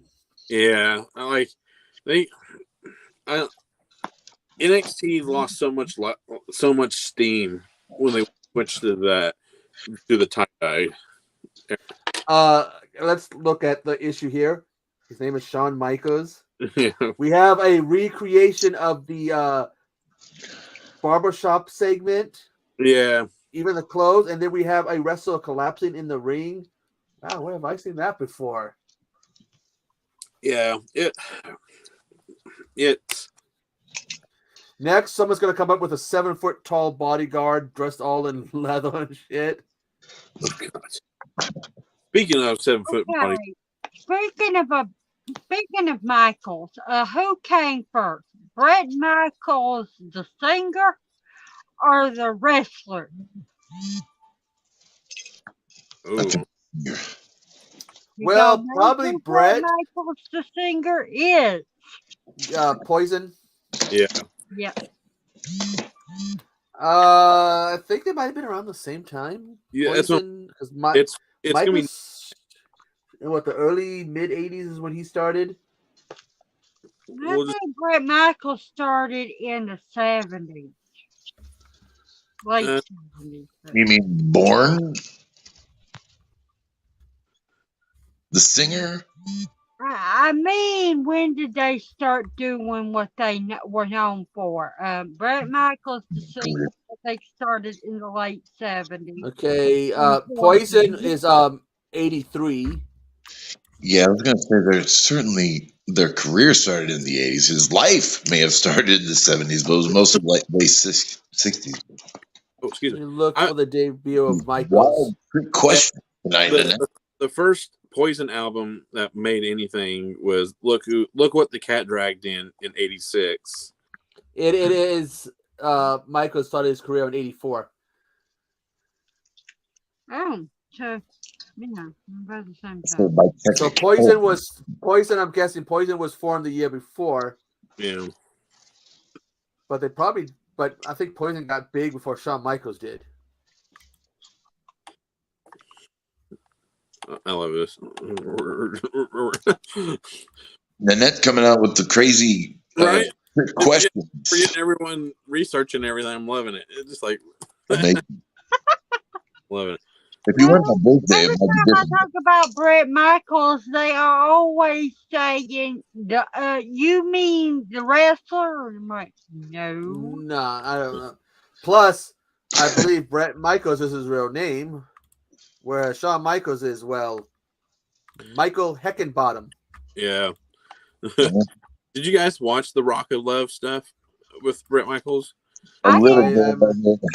I've seen a clip from it, if you catch what I'm saying, but no. Did you see that I watched it on Hulu. When that was back when Grandma started watching a Tubi to see the Matt Singer. It was she got hooked on watching season 3 of the Masked Singer, and that season Bret was on there as Banana, and so she fell in love with him. So wasn't his she wanted me to watch it with her. I don't remember when the Poison was on that MTV Awards show. They all get ready to perform a song. Fucking Cece's so fucked up. He starts playing the wrong song. Right. The guitarist, right? Yeah, he was lit, and he started playing the wrong song. Oh, well, that will happen with if you've seen The Rock of Love, that was a VH1, and all his bandmates, they would drink up with them women on that TV show, party day and night. Oh boy. Which he shouldn't be doing, but it looks like he left they got into a fist fight. He and the girls when they ripped off his wig? Oh no, apparently that incident where they played the wrong song. Apparently backstage, him and Bret got into a fist fight. That's funny. You're upstaging me by starting the wrong song. Apparently they were supposed to do Unskinny Bop, and he started playing Talk Dirty to Me. That He's like, you shouldn't insult my lyrics like that by starting the wrong song. I mean, honestly, why are they getting into a fight? I mean, just I'm just CC trying to think of DeMille was like he had his issues. oh The thing I man, remember him is that he had his issues. that's CC DeVille or Brett Michaels. Like, CC. I'm sure they both had their issues, brother. But I know But what he, you're but probably. to be on stage on live television, he came back eventually. did any guys? Speaking of If he was a real good guitarist, he could have made it work. You know. messing up on stage, have you watched Vince Neil sing lately? Oh, please God, don't you remind are me! kidding. Please don't remind me! Please don't remind me! I thought Axel was back because Axel, you know, I watched Axel one time walking to the jungle, like, "Welcome to the jungle. We got fun again." Yeah. And then I watch Don't be Vince, sticking your and I'm nose like, in the bowl. that's not Motley Crue. Well, you know what? I think I got to admit to you, you're totally right. Vince Neil, it was like watching a cover band do Dr. Feelgood or something. Really At least bad. Axl Rose got his groove back, but he wasn't And much better is in it me? his Does it look like original comeback. Vince? Like Vince ate Vince? It might be about 9 months pregnant with that belly. I'm Yeah, sorry. Yeah, you got a point, dude, but I love that they God added. could buff the crew like that. Damn. Uh, That's fair. my cousin, like, he hadn't seen them, and then he told me, like, man, they sucked. Like Vince Neil couldn't sing or whatever. I'm like, I didn't believe him, and like, I'm like, really? And then I looked it up, and it's like, oh my god, Yeah, it's the videos are out there of him doing it. It's just like I said. I thought Axel was bad. Then you see him. I mean, Axel gasping for air, and this guy's just like, he's it's not butchering Motley Crue. lyrics. Like at least Axel knows his song, you know. Yeah. Oh boy, the way he butchered the lyrics to Dr. Feelgood. I mean, it's not like he actually wrote the lyrics to that song anyway. I think that was It's Nicky just the Six. way his voice sounds. It's like that's not Motley Crue. That's Yeah, not the crew that I grew up listening to. That's not Dr. Feelgood. Was it Theater of Pain? no, that was Dr. Feelgood was the album that Dr. No, Feelgood. the different albums. I'm trying to remember the albums. Oh yeah. And Girls, Too Fast for Love. and you see them now, and it's just like, oof. Did you watch The Dirt on Netflix? Mm-mm. Oh, that biography movie they did about them. Yeah. Sounds dirty. Suppose that story with Ozzy has been told before, but I heard it when they talked about interviews. They were like on tour and they had a bus, and Ozzy did that thing with the ants. Yeah, just snorted up ants and everything. Yeah. It's like, I mean, you want to party with somebody back in the 80s? Yeah. Ozzy. Ozzy had to cancel his latest tour. Did you see that? Yeah, he's not medically well. Mm-hmm. It's sad, but he's got to do what's best for his health. Right. Just like Vince needs to retire for the best of our health. Right. One I haven't heard in a while is Sebastian. He's probably doing all right. I don't think he ever really messed up his voice ever, but Sebastian Bach. yeah, he was always kind of a decent screamer. But you look at Axel, Sebastian, and Vince; they all had those voices that were, you know, kind of high pitched. Yeah, 80s like screechy voices. Now, Echo, I know you have your misgivings about the Pantera reunion and all that, but I got to tell you, man, Phil Anselmo lost his voice, but he regained it for this. His most recent collaborations, like the cover of Ace of Spades they did with like whoever played for Slayer before they destroyed themselves, but Gary Holt, and he's doing a lot better with his singing nowadays. Well, they gotta make people, you know, forget that Dom isn't there. No, I haven't forgotten. Dom or Vinny. Right. Got that. They honored them with the Eraserhead song "In Heaven Everything is Fine," and they do pay homage to both Dime and Vinny throughout the entirety of the show. They know why they're there, man. They're not dissing them or anything. There's another band. If you ever watched the some of the home videos they put out. Oh, What have y'all heard boy. about Steven and his band? Aerosmith. Yeah. I don't know why I thought that, but I was like, I wasn't sure if you were No, talking about the else guy do from you Craven not Something His Scared. voice already changed. If you look at it before like the 80s, the sound of his voice was much different. Unless you listen to the song of Dream On. Yeah. There's a moment where you hear that voice he uses later on. Sometimes I forget like how different his voice was earlier in his career and compared to now. It's like, wow. It's like I just blows my mind on like how But different. unlike some people, he changed with his voice. He went and changed up what he was singing. Yeah, because again, like with Dream On, he starts off, you get that sound of that time, good Mm-hmm. song, and then at one point, Dream On, and he goes back. It's like, whoa, that's my favorite part of the song because it's just like, it's an awesome song, by the way. You mean like at the very crescendo of it when he goes into like high pitched? Yeah, for like a couple of verses, and then he goes back into his normal voice for the time. Oh, Echo, you were talking about the guy from Def Leppard. Any more word on him? No, just that he was attacked, and that guy, it sounds like that guy was out of control. Do you hear about that, Max?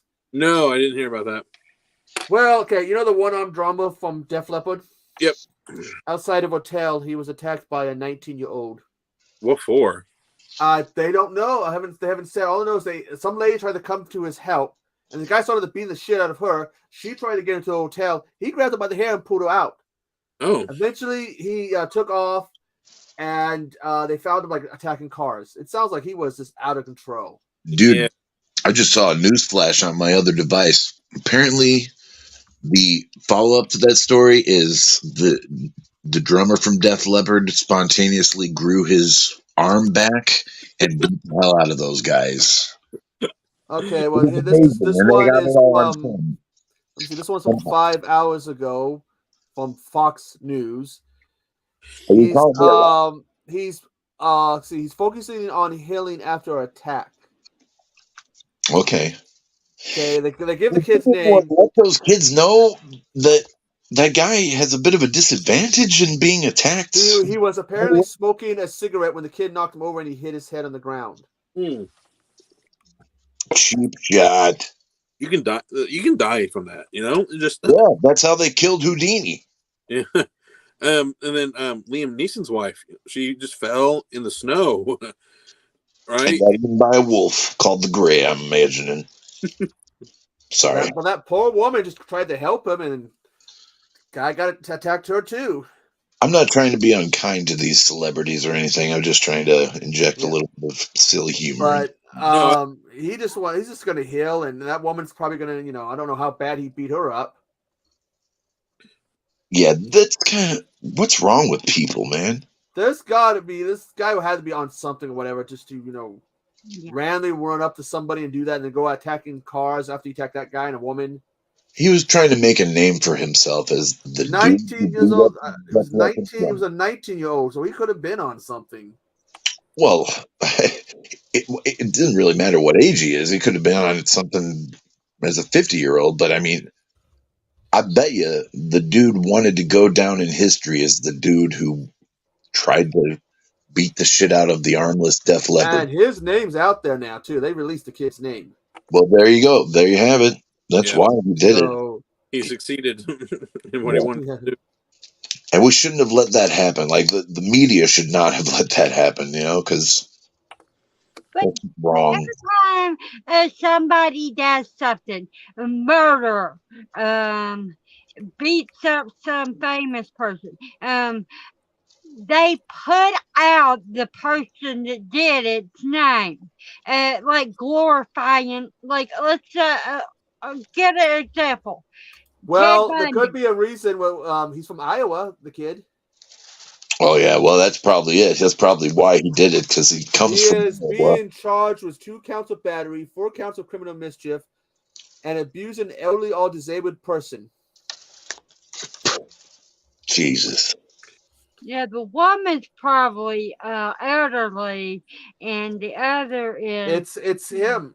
He could be considered disabled by having one arm. Well, that's all I'm saying is that that's probably why he did it, for the infamy or fame of being the dude that did that dumbass shit. Right.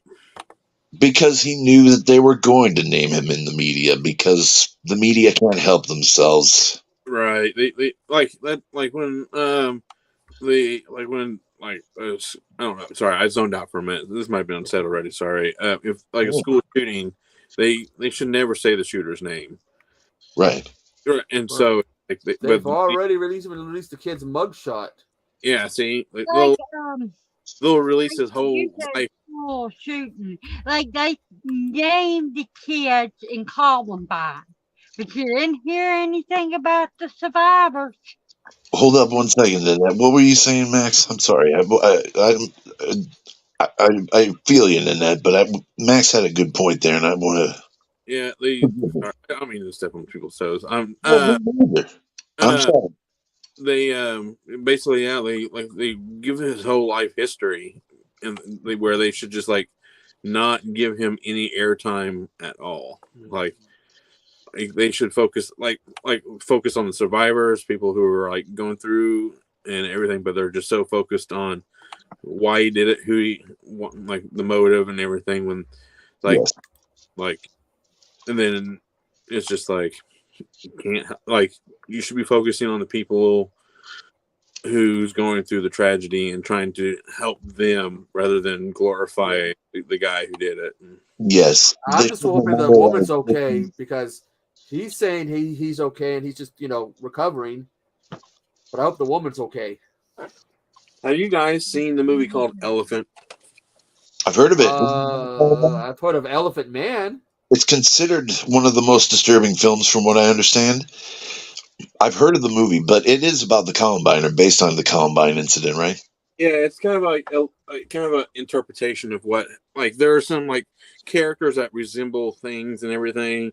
Like I watched it and I was like, movies don't really shake me to the core. Like a handful of them do, but this one did. Just because it's shot very realistic. It's just like the camera. There's just the way it follows the students through the school and everything, and then when you see the shooters kind of start approaching the school, you kind of start to like get that fear and like, oh my god, like because that what this movie is based on, and like what's going to happen and everything, and it's a rough movie for like it's a short movie, but you haven't seen it, it's really good. I've not caught that one, but I have heard of it. I'm gonna have to check it out now, based on your review. It's and they do show some like stuff from the shooter's perspective a little bit, like what they were doing to prepare and everything, and it doesn't even glorify anybody. It's just it's shot very well. It's like especially when the event unfolds at the towards the end of the movie, and it's rough because there's just some things where like there's some students that are just trying to defend themselves and it doesn't work out for them, and it's like then you're like, why you do that? But it's like, what would you actually do in that situation? Like your line of logic doesn't work. I mean, some people will, but some, like, they're students yeah, who've never been in that situation before. Like That's a good point. You put that question on anybody, it's got to be hard to answer. From what I understand, some of the teachers tried to take up defense against the actual Columbine students, but they were somehow unsuccessful in dissuading them. But yeah, it's I I would recommend this at least one viewing. It's I watched it. I actually just came across it like on when IOC was actually really good. uh, do you And have the director's name on you by chance? what'd you say? Do you know the director offhand? Oh yeah, Gus Van Sant. Oh, no kidding. Yeah, like Good Will Hunting. Yeah, so Oh, it's like well directed and everything, and there's like not a lot of dialogue either. So it's like very shot, very like, I mean, like it's kind of I'm trying to think of another movie that is very similar to it. well, I can try. There's Duck by Will Hellfire. It's probably Well, not as there's a well movie maybe, called Newtown, or which Snowtown. is Newtown. It sounds like it's more. I'm reading about it because I'm wondering if they ever did that with Sandy Hook. And Newtown, I guess it's about the families afterwards, how they're coping with it, and them playing it because When did this come out? It came out in 2003. So like like the subject matter when it came out, obviously it was still Fresh or as raw. to it. You know what I mean? was Well, that the one they were talking about Doom? Because there's one school thing the kids were talking, the two boys were talking about Doom or whatever. Or was that a different school? I think it's this one, but I recommend it. It's if you just kind of want like it's a quick watch, even though it a lot like it's I'm stumbling over my words If you because want to know if it's streaming, say that again. She wants to know if if it's you want to streaming. know if it's streaming, That I do not know. I don't even like I don't even think it has a Blu-ray release, so it's like probably not then. I'm actually looking it up just for the. Take Echo with too. I gotta look up the school first.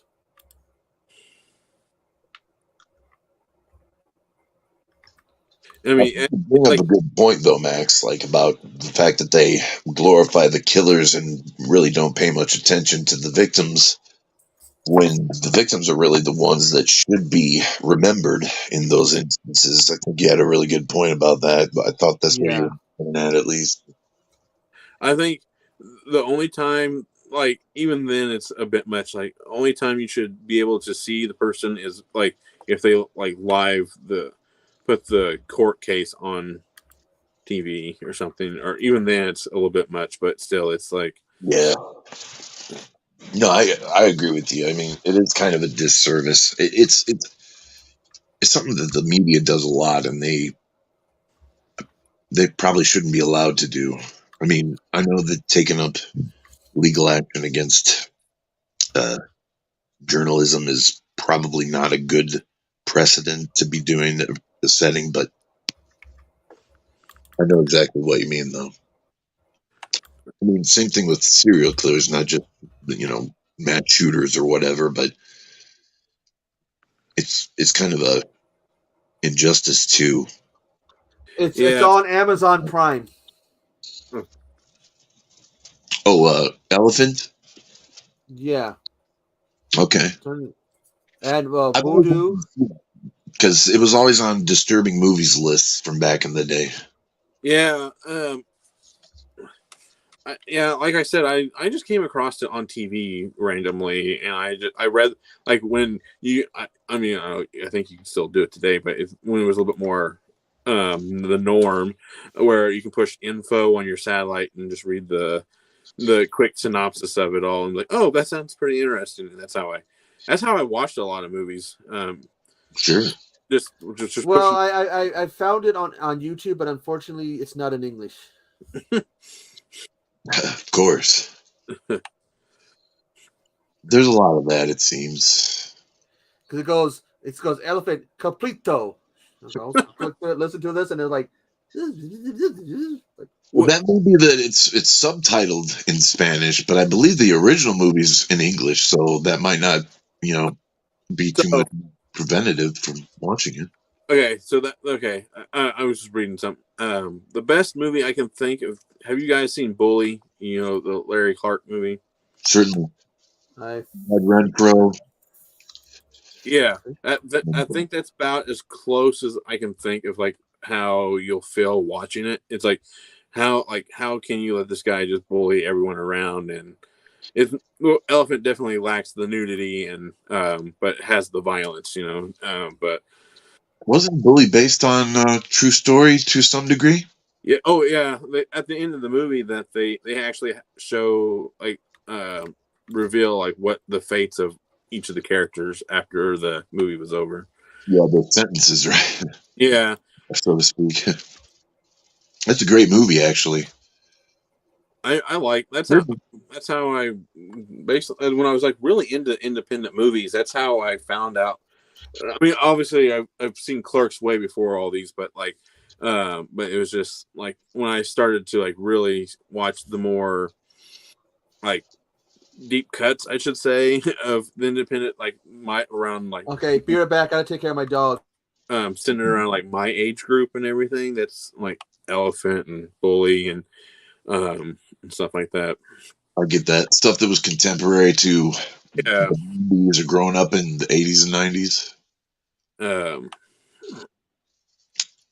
Stuff that was more real life depicted on the screen.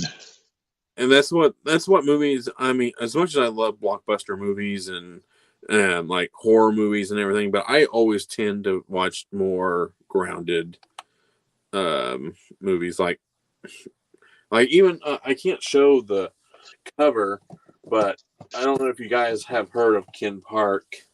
I have. Okay, Crap, right? That's what it's. Isn't it? What? In that? Larry Clark as well. Yeah, Yeah. That's yeah, a weird movie. right. And like I like hold Weird story. on, but it's like I had to get an import because like they don't. It doesn't have a release here in the states. Yeah, I hear you. So You have a region free player? yeah, my 4K player is yeah. That's why I finally. Oh, are all 4Ks region free? Because that I'll go and upgrade like next week if My, that's the case. it played this movie perfectly fine, and so that was my first test. I'm like I'll take it right back if it didn't play this movie, and it played Yeah, it. Oh, I can watch this movie without because my Mac can play region free DVDs, and but I'm like I don't want to keep sitting in front of my computer. I want to watch it on my nice big television, you know, and sure. and that was my first test, and it loaded up just like it should. I'm like, well, I'm keeping you. You're lucky. That's Talking to cool. my 4K player, but I'm yeah, really glad to hear that. I hope that it can, play Blu-rays or DVDs even. Uh, Hopefully. oh, That 4K can play everything. Yes, that's great. That's great news, man. Because I've been looking for an excuse to finally upgrade. And Yeah, because I watch 4K movies, and then I watch I had what was the last Blu-ray that I watched? What was the last one I watched? I've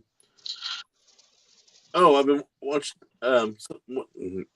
something for the 31 days or so a lot. oh, So and then obviously I watched Ken Park on it. So it plays all.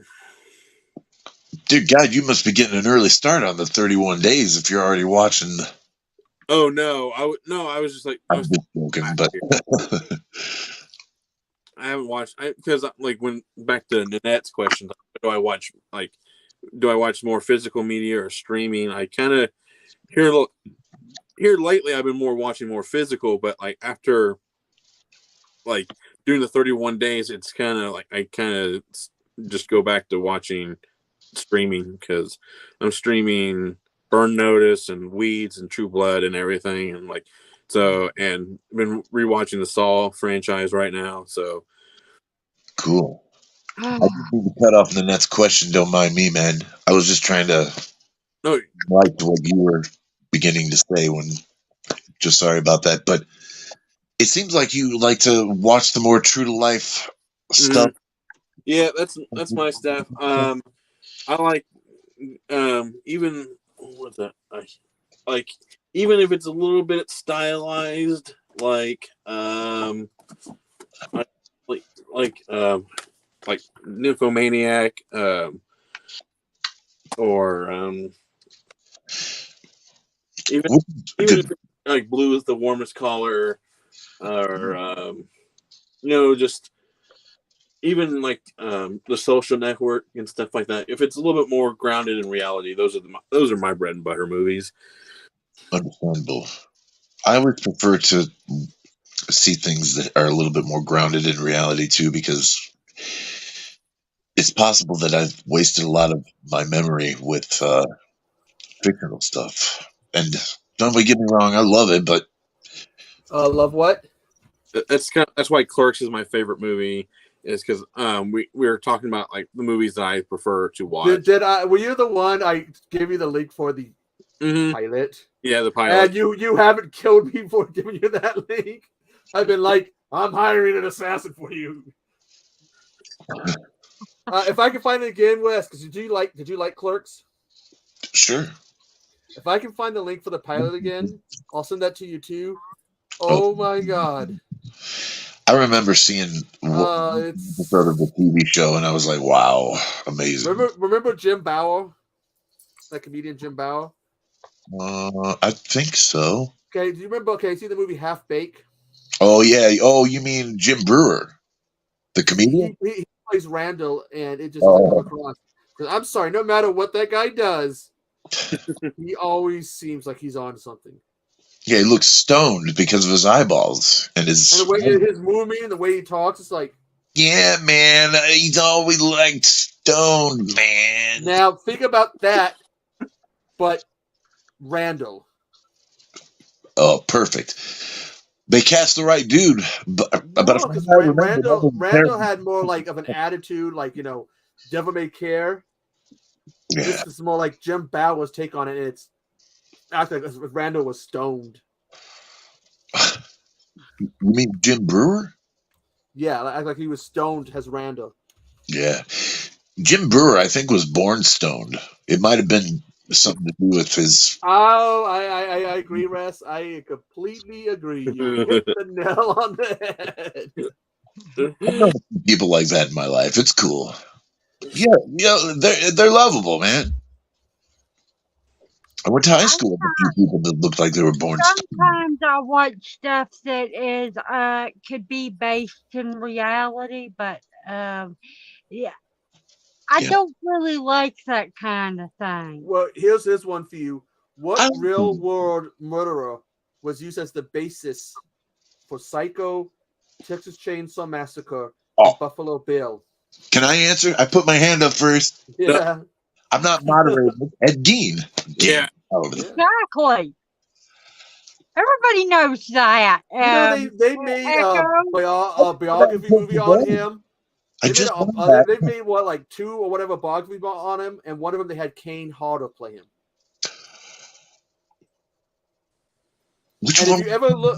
if you ever look at the pictures of Ed Gaines, he's this shriveled up old man. Yeah. He's like, yeah. And then you look at Kane. Yeah. That is There's absolutely no similarity whatsoever. No, the guy who played Jason, big, kind of jacked guy. It's like Anthony Perkins is a representation of Ed Gein. I mean, none of them are really cool. Ed Gein, though, was I can't think of his name. All I can think of is American Horror Story. I can picture this guy's face in my head. The closest representation is in that movie. What the fuck is it called? Sorry, what was going on? Okay, they did cast somebody who was close to him, because again, you need somebody who's going to look like that shriveled up old man, middle-aged man. Because every time you look at the pictures of him, that's what he looks like. Of course, he's handcuffed all the time, so he's all hunched over from that. Okay. Look up. Eyeball. Echo. Look up. Cast from Sleep Over. Okay, there was one in 2000 called "In the Light of Moon." Oh, based on the Slayer lyrics for Dead Skin Mask? Which It sounds like it. who are we talking about? It's Sorry. Stephen Rellsback Okay. played him in that. But do you know what I mean? It rains and blood. Well, the song's on Seasons in the Abyss, but it's Dead Skin Mask. The chorus is like Dance in the Light. Back when metal bands had song titles that were great for a horror movie. Yeah, or just for anything. Slayer was really good for that stuff, but Up till the early 2000s, they had pretty good music in horror movies. Oh yeah, Some of them. Some of them. Like, I like the movie Ghost Ship for music. They had some pretty good music in the movie Ghost Ship. Yeah. But you need the right music for the movies, because I remember I took this weird. Okay, they had this experimental class in high school. It was supposed to be an English class / music class. Okay. Combined, where you listened and talked about music. That's cool. Stuff. But like, so one of the things they talked about, and one thing that sticks out of my mind from that class was how music can affect movies and TV shows. Oh yeah. Yeah, come on. And I've never really paid attention till then. It was like you can even do a false scare. We were talking about that on Psychobabble yesterday. But you can use it like you can use it like a fake scare, where you get the music all ready, and everyone thinks it's going to come, and then nothing happens, and then of course the follow-ups once everybody comes down, it's not going to happen, then it happens, and everyone jumps, screaming, stuff flying all over the place. Like true. Like in, Jaws, when Hooper goes starts looking for the boat that had sunk, and the music is kind of low key, and then when the head pops out, the piano kind of kicks in, and then it's kind of like I know it's kind of a jump scare, but at the same time, but the music kind of elevates it, like instead of just kind of a loud noise, rather than like now. Yeah. And if you have the wrong music, it just really kind of take out. Then again, we get the end of American Werewolf in London. It's supposed to be all sad, he's dead, and what do we get? A happy song about the moon, or at least an upbeat sounding song about the moon. It's supposed to be sad. Her lover's dead. But that's the greatest parts of that, though. It's the juxtaposition, or the contrast, right? Well, I know what you're saying, though. It is kind of weird, but that's one of the great things. If we were to watch Star Trek or Star Wars, and a porn person did the music. Actually, I would like to see that. It's kind of like that. Here's another example. John Carpenter talked about how they showed the movie Halloween without music, and nobody was scared. But when they started doing the piano, everybody got afraid of Michael Myers and everything. That's a movie because John Carpenter's awesome. He's talented with music. Yeah, he can produce it. Is where you can take the score out of the film and watch it just without music or anything, and it changes the whole experience of watching the movie. I'm trying to think of that movie. It's a wild experience. I think it's one of Tarantino's movies. I think you can watch a movie without the music and stuff. I'm like, oh, that's totally different. And sometimes the music becomes iconic. Of course. Well, Yeah. Who hasn't sat there and done the Jaws scene, been messing around and done the Jaws scene? Just messing around. Who hasn't done that? Yeah, me. It's I've done it it, before. you know, one of the greatest things about the medium that is like movies or film or cinema or whatever is that it has so many aspects of all these different mediums of art all Mm-hmm. wrapped up in one. It's possibly, and this isn't an idea that I came up with or anything, but it's been suggested that it's possibly one of the most emotionally moving mediums of art that ever existed because it wraps up music, visual art, and all sorts of other aspects all in one. Whereas you can't really do that with just music or just no. physical art or visual art. Not Right. not on that level though. I mean, some music can affect people, but if you give it a little bit more, like a movie or a Yeah, TV show, it yeah, takes it to a whole nother level. sure. You use emotional music in a movie in the right way, it will exponentially increase the emotional effectiveness of the entire Video games has done this. They have certain songs in video games that you can listen to Yeah, I just that started will on the jack you up, like song, and Mortal it Kombat made me theme. think of a TV show Yeah. that it went with.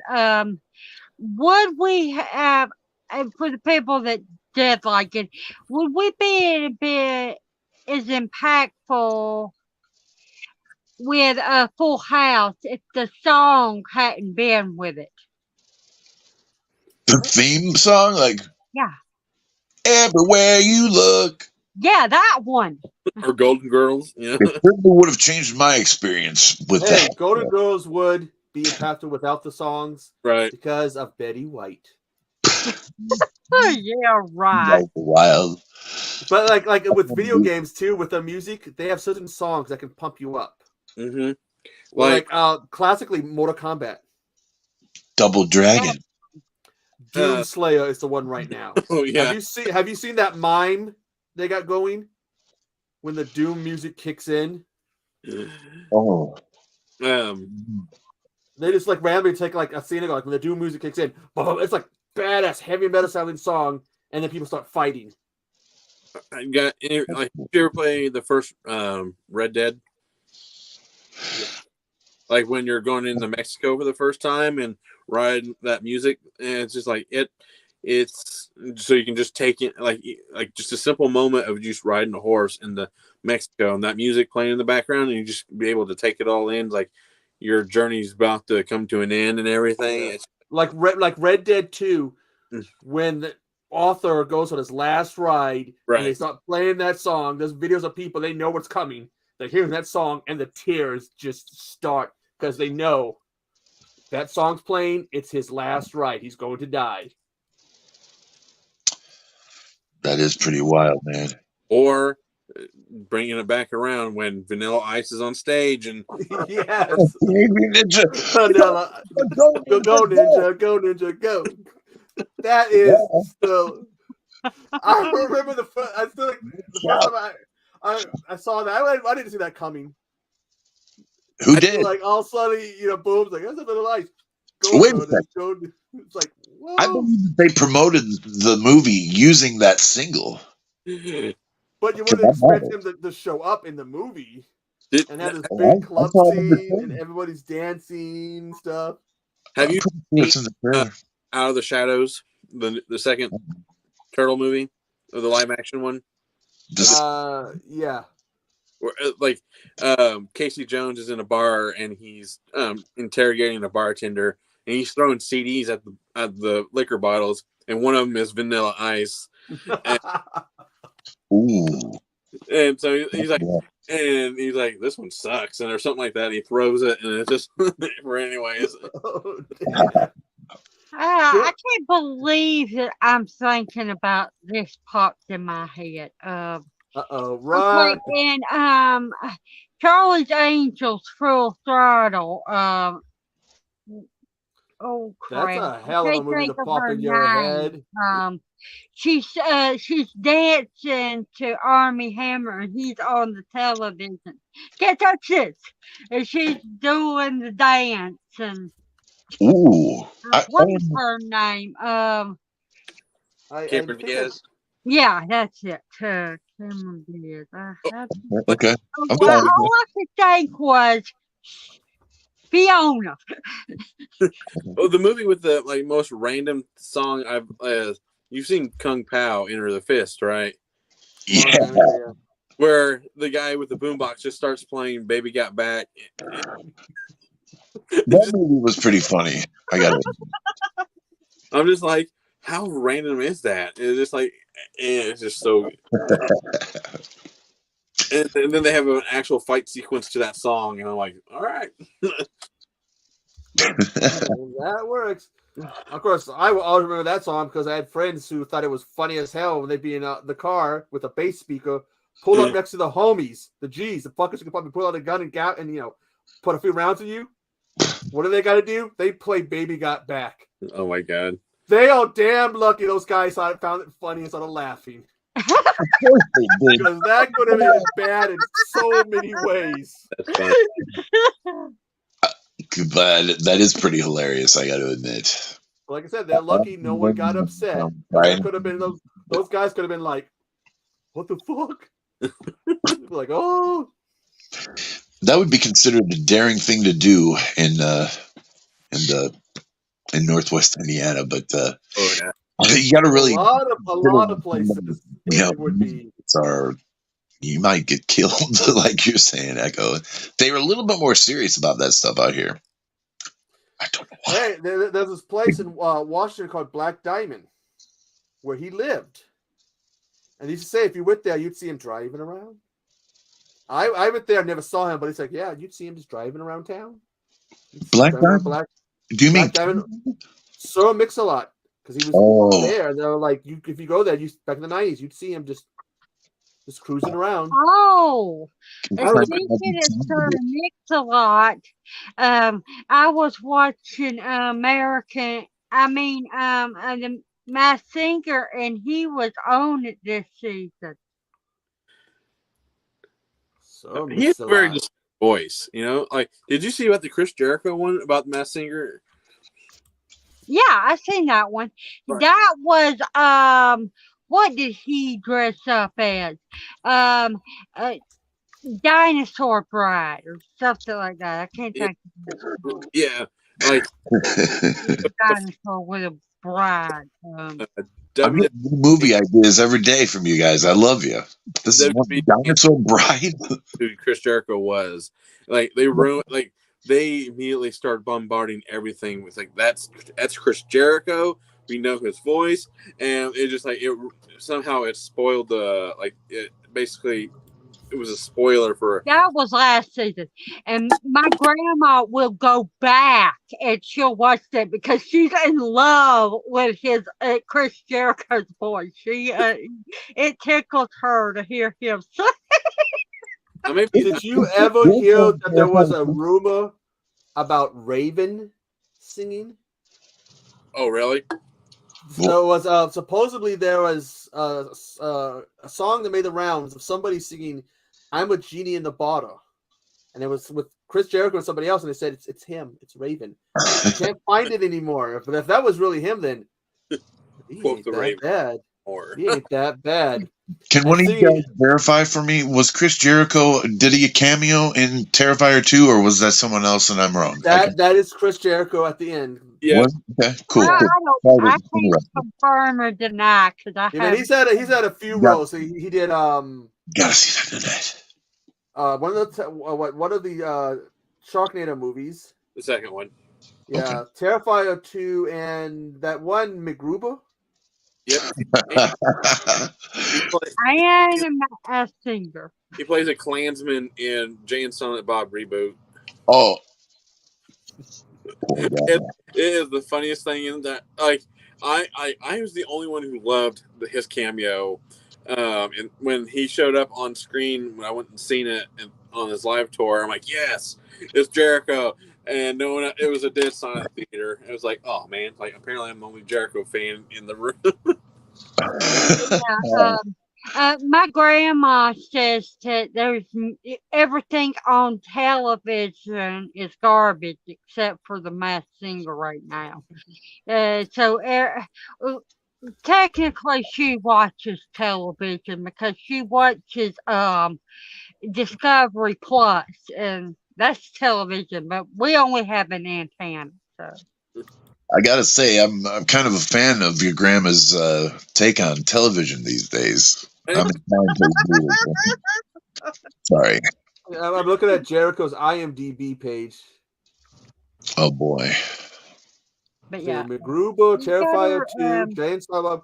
I'm Just Jericho. Apparently, he did a reality series. I do.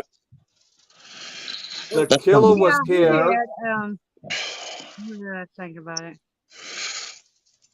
So he's done a little bit of acting. And he appears in a lot of documentaries too, like In Search of Darkness too, or as well. Really? Like at least all three of them, I think he shows up. Apparently, he was in a Ghost music video. Oh, really? Dance Macabre. I'm gonna have to go back and watch that and look for him. Right. Wow. That's a new one on me. I remember that music video, but who did he? I'll have to watch to see who he played, where he's in it. I'll refrain from commenting on Ghost. I have nothing against them. I like some of the That's what songs. they're in I like Hunter's Moon, Dance McBob, and Rats, and then that's about it. Yeah. What's that one where he's talking about? I can't remember the name of the song because I just don't own any Ghost CD. I don't like the cover of Into Sandman. Oh well, no, God, no. I don't. I think I'm giving Wes bad a flashbacks. lot of these Cool. singers y'all talk about are. What's that? I guess Wes, you had a bad I reaction. don't know. I'm a allergic to lot of these singers y'all talk about. You don't know Ghost? No. It's more They're of a band. I don't know if it's metal or what. I mean, they're a band. Yeah, they dress up in masks, kind of like Slipknot, but with cooler masks. And every new album, I don't know how I know this much about this band, but every new album, the lead singer becomes another pope. Yeah. Oh, it's a new character, and he gets a new. He does things with characters and stuff. He's the only one who doesn't wear a mask. He just does face paint. Yeah, I get it. I mean, I think I have one of their albums or something, but like, I don't know, man. It's just, I don't know. I like them though. I'm, official. I used to ask people to tell me about new bands, but I got people upset with me. So they're like, you don't like what I listen to. Hey, welcome to my world. Every time I've shown someone a new band, they've thrown the CD at me and been like, don't ever give me a musical recording. I had a friend that used to give me music, and they were like, you'll like it. I know you will. But yeah, everybody thinks that, oh, that's Nanette. She's a girl. She won't like this. As long as it's not grunge, and I can understand it. Are you a death metal fan? Do you like black metal or like grindcore? Metallica and Megadeth. Oh. Megadeth. But like I said, as long as it's not grunge. Oh, you don't like grunge, huh? But Megadeth isn't too much. That's interesting. I like that. I mean, that's an interesting. I don't like high pitched. It gives me headaches, which turns my nose to bleeding. I stay away from things that will make me physically sick. So you don't like high pitched singing? I'm just asking. I didn't understand. well, that's what I mean by grunge. Okay.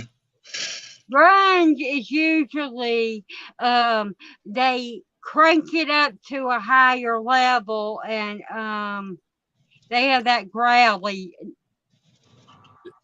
pitch. Okay. I'm trying to wrap my head around this because I don't like screamo. is it the Well, Yeah, I'll try tell to. you a band that's not very well known, and there's a few songs on the radio, but that I like. What the hell? I'm right Oh, here with you, and I'm trying to figure it out. thanks. I can't believe I forgot it. It's a local band. Matter of fact, they started in the town I live in. Okay. Uh, Substance Storm. Cold shoulder. Jennifer's body on that one. Let's see. Well, If let me Jericho's know. in this video, he has to be like an extra because I can't find. I'm watching and I can't even see him. In this ghost video you're talking about, Chris Jericho is. Yeah, it lists him as IMDb. Maybe he joined the band and was wearing a costume, a disguise. Well, there's a lot of people in costumes here, Yeah, I bet. so he could have been one of those people. Because the video is supposed to be a party going on. There's all these people there, so he could have been like blended in. Okay.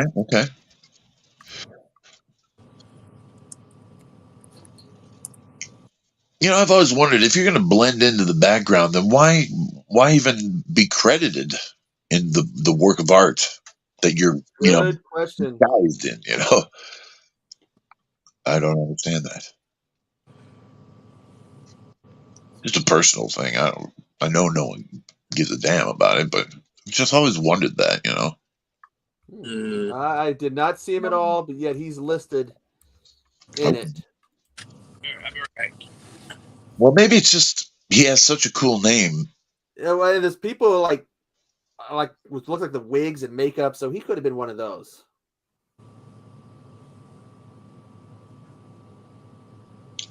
Maybe he was a writer of the song. Who knows? I mean, that song sounds a lot of rock poppy. Yeah, that's one of the things about Ghost that really throws me for a loop. Yeah. It's not so much rock. It's not rock. It's not metal. It's not pop. It's not techno. It's and you would expect them to be a really heavy band. I know that there's folks that I know that really like heavy metal that love Ghost, so I'm not trying to bag on the band or anything, but it's just I don't know. I expect them to be like Slipknot heavy or something, or really heavy at least, and really you would expect them to scream or something like that, but they almost have an operatic singer. Yeah, well, maybe they all rock because the Swedish guitars, Since they're Swedish, maybe that's what Swedish rock sounds like. Are they Swedish? Yeah, that's amazing. I did not know. It could be that's what Swedish rock sounds like. Okay. Well, I don't know about that, man. I've heard of some Swedish bands that are just straight insane. I mean, that back in the black metal days, there were some Swedish bands that were just, almost criminally brutal. I just think they're like pop sounding. I mean, like you listen to like McPop, it doesn't really sound like your normal rock song. It sounds like rock pop. Macabre? Dance Macabre sounds kind of rock pop. That's the best way I could put it.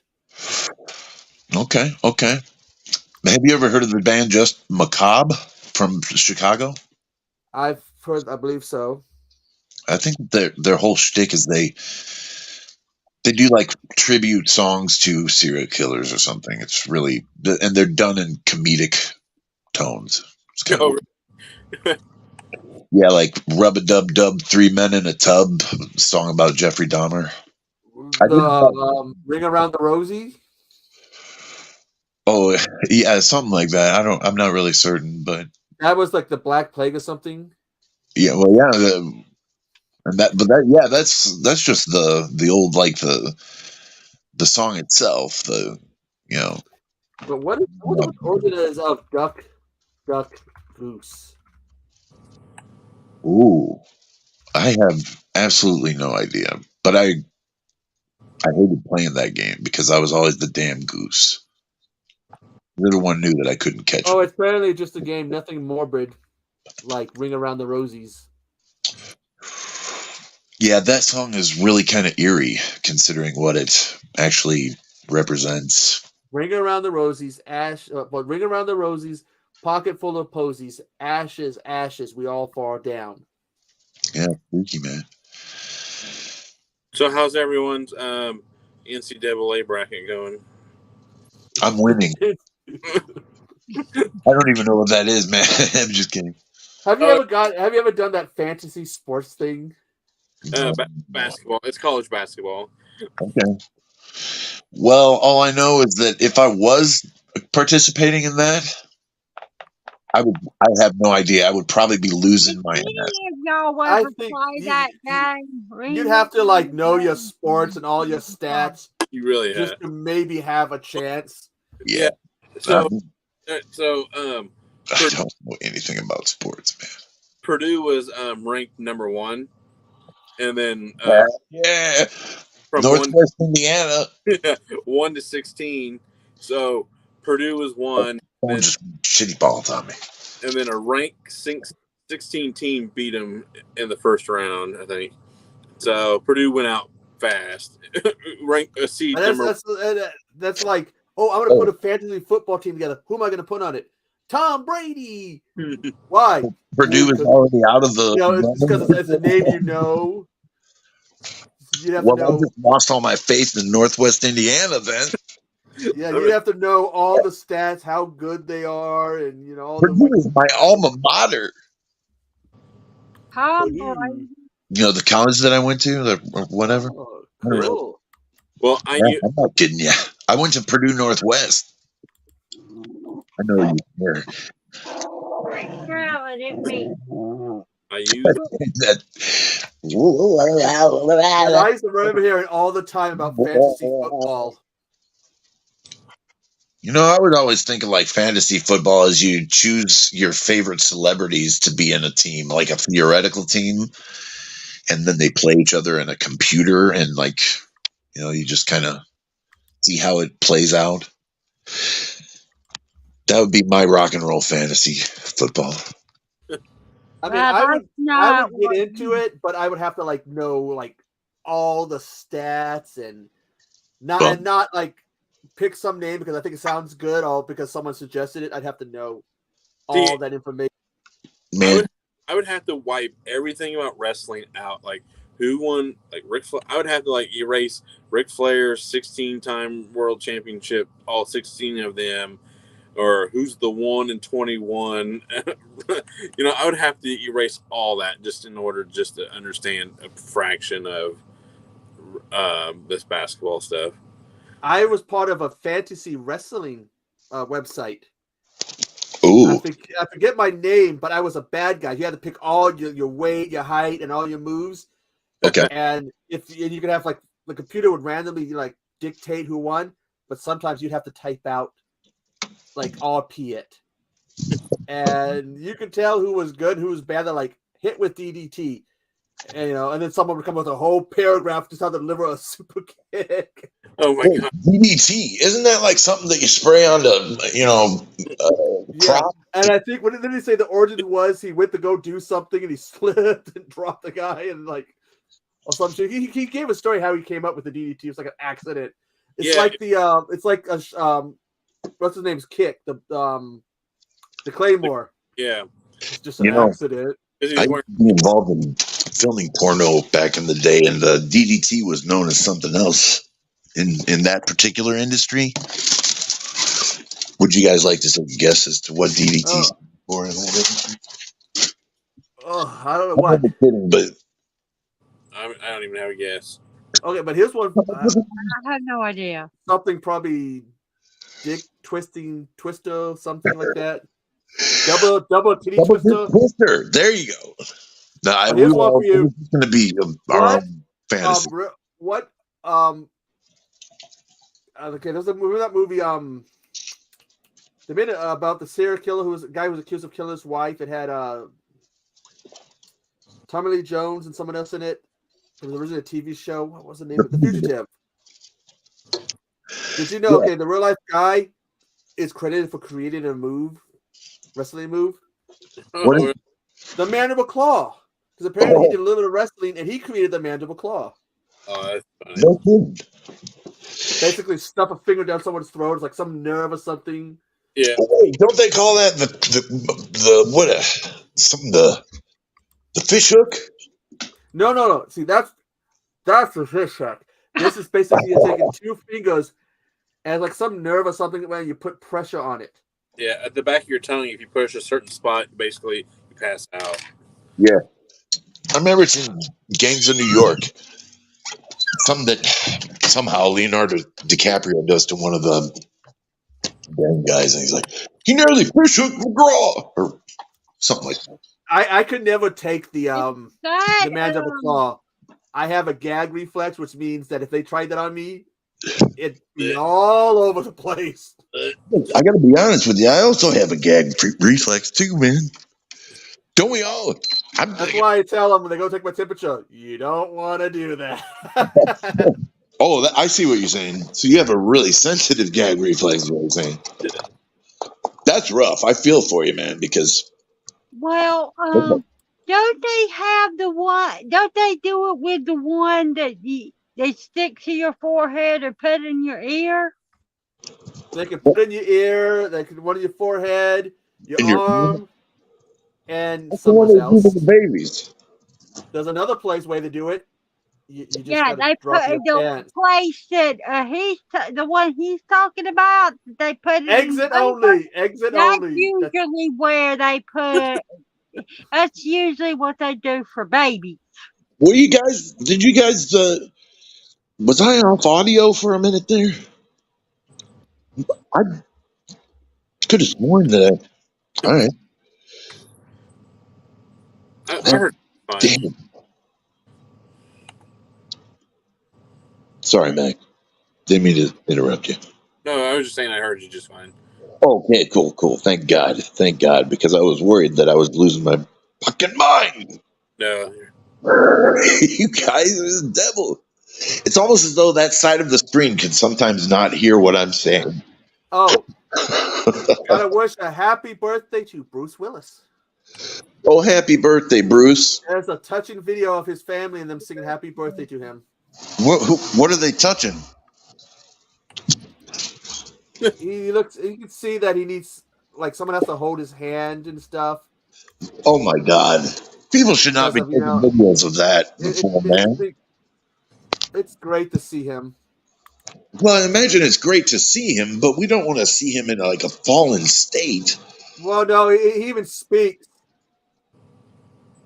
He even speaks in it, so it's on.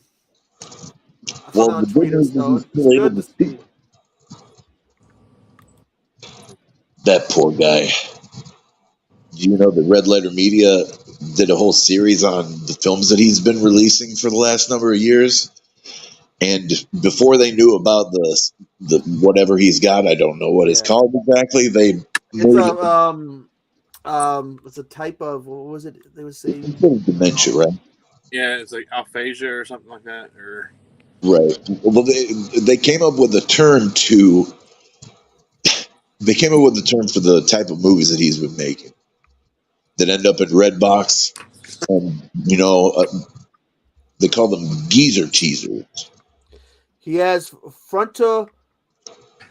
It's in the front of the brain, I guess. Yeah, it's like it's only going to get worse, from my understanding. Yeah, someone who's seen what dementia does to a person. Yeah. So him and his family should enjoy these birthdays before he can't function. Damn, he's 68. God damn. But yeah, I know how it affects when it first starts. You miss call people names, and then by the end of it, you have truck. My dad You never have a called hard anybody time name. to even speak. When my dad had it, he never called anyone his name. He just declined. And why is it that I keep forgetting that he has a daughter named Ruma? He's got two daughters. But I keep forgetting that Ruma is his daughter, and I keep. They're trying to tell us something. That's a hell of a thing to name your child, you know. Rumor, yeah. Yeah, I mean, Maybe because I don't think I've seen her in anything. Have you seen the House Bunny? it sounds funny, but I haven't. That 2008. One of his two daughters was in why I can't think of that damn movie. But she was the younger one, and her mom played the older version of her. Oh, she was in Hostage, so I have seen her in a movie. Who'd she play in Hostage? The Hostage? Oh, that's a good movie. Oh, she played his daughter. There you go. Oh. It's a real stretch on that one. Yeah, real stretch. That thing, I mean. Wow, man. I didn't even know Bruce Willis had daughters, let alone dementia. But like I was saying, Red Letter Media they did like a review of 10 of his most recent movies. And basically the entire budget would go to Bruce Willis's pay. And it was, I don't know, the movies weren't really that good overall. I mean, the stories were bad. But Yeah, a lot of his stuff. It's still coming. He still has a lot of stuff that's coming out that hasn't been released yet. yeah. So, like, my mom was like, she saw one of his new movies that was released in the store. She's like, wait a minute, I thought he was. It's like, Mom, yeah, that's the stuff they made before he got bad. Yeah. Season one of The Masked Singer, I can't remember which one it was, but one of them, his daughters, was on The Masked Singer. I wish they were able to make at least one more Die Hard. But it's weird if you look at like his stuff, like on Wikipedia, starting about 2008, you start getting direct video. More? You would have like a drunk video? Direct video. Direct video. I see. Like, you know who does direct to video? Fat ass Steven Seagal. No one's gonna go to this theater and see his shit anyways. I'm not a big fan of his. I went down a rabbit hole on listening to like horror stories about working with him. Oh, I've like Saturday Night Live really. He's considered like the worst host, and he's banned for life. Yeah, like what was it? Do any of y'all watch? He supposedly said they did that skit with the two guys that are supposed to be Arnold Schwarzenegger fans. Yeah. Well, he was so pissed off. He's like, I want to beat the shit out of him. 90% of his movies. I mean, there's a couple. You ever hear the story about Gene LaBelle? I don't necessarily like him as an actor, but he's a hell of a guy to go out and have some drinks with. What movie are you talking about, Annette? The Under Siege movies got him famous. I like the first one. But do you ever hear the story about him and Gene LaBelle that he's been denying? No. Supposedly they were like, I forget what movie it was, because Gene LaBelle, it was the real deal. Okay. He knew how to hurt people. Okay. And supposedly he was like, he would do like behind the scenes stuff and help him with fight coordinating. And supposedly he told him he can make him pass out or something. So they started doing it, and he supposedly not only got Seagal to pass out. Story goes, in the process, he got Seagal to shit himself. Yeah. I didn't recognize your name, but I recognize the story now. It was just, and he has denied it left and right, and everyone else has been like, "Oh, it happened." Ronda Rousey's been like, "Oh yeah, it happened." Freddie Prinze Jr. says like, because he was visiting him, because I guess he was like family friends. He goes, he came home. He goes, he was pissed. He was, oh, motherfucker this and motherfucker that. And they found out, and all the other people are like, yeah, we were there. He got him out. Well, one of the things about that particular martial art is that it's really weird because there are not a lot of offensive moves. You know, it's all defense for the most part. And Right. if someone attacks you just the right way, then you can, possibly put them into a really painful hold that will force them into submission. But And they're LaBelle, from too what I've offensive. heard, was the legit deal. He knew how to hurt people. Sure. I mean, And you can he's the guy that wore with Aikido. Don't get me wrong. I mean, the actual what creator did of the martial art was an amazing martial artist. It's just, and he wore a pink like martial art outfit. Gene LaBelle did. The story goes, I guess something with the do laundry, someone put red or something in it with his clothes. Oh, that's And great. it turned it pink, and he wore it anyways. That's great. I love it. Is that the? Are you talking about like the master of the art of Aikido? The Gene LaBelle. what? He wore The pink. guy that I'm thinking of is like a tiny old like Asian fellow.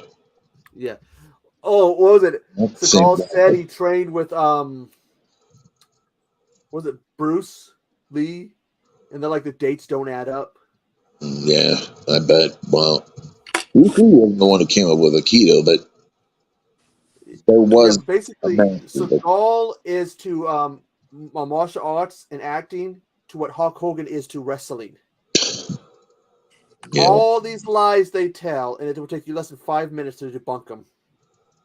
Have you? Speaking of Hogan, I was watching videos of him today too, of his most dangerous chair shots.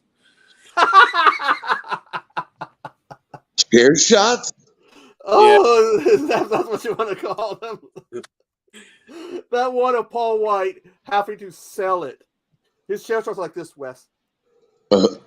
They wouldn't even hurt a newborn baby. Oh, yeah. And here is a 7 foot tall, 400, 500-pound guy being hit by some of the weakest chair shots you've ever seen, and he has to act like they're hurting. Yeah, it's like he, which one he had, I think it was an Impact or whatever. He just goes in and then it was the most funniest thing in the entire. What are you talking about? Hogan, Hulk Hogan. Oh, I mean, he just could not swing a chair for the life of him. Right. And again, think about you have to act like it hurts, so it makes you look like an ass too when you're just like, going like Big Show was, falling all over the place. Yeah. Speaking of lies, like with Hogan, like the his tombstone, when he took the tombstone from Undertaker. Oh, Taker! I didn't know that when once Undertaker talked about that, it's like, oh. Yeah, it's like once I found, I'm like, oh my god, it just. And then, if you watch the footage, you can see there's no way he would have got hurt, but he was all in the back, drama queen in it and shit. Yeah, Undertaker's probably one of the safest people to work with, and Hogan just wanted his head doesn't even come in contact with the mat whatsoever, and Hogan is just throwing the biggest fit in the entire world. Oh, my neck, brother! My neck, brother! Yeah. Oh man, he is so full of it. And then his son and his son's girlfriend, and holy shit, those are big. Oh yeah, like she doesn't need a flotation device. Oh man,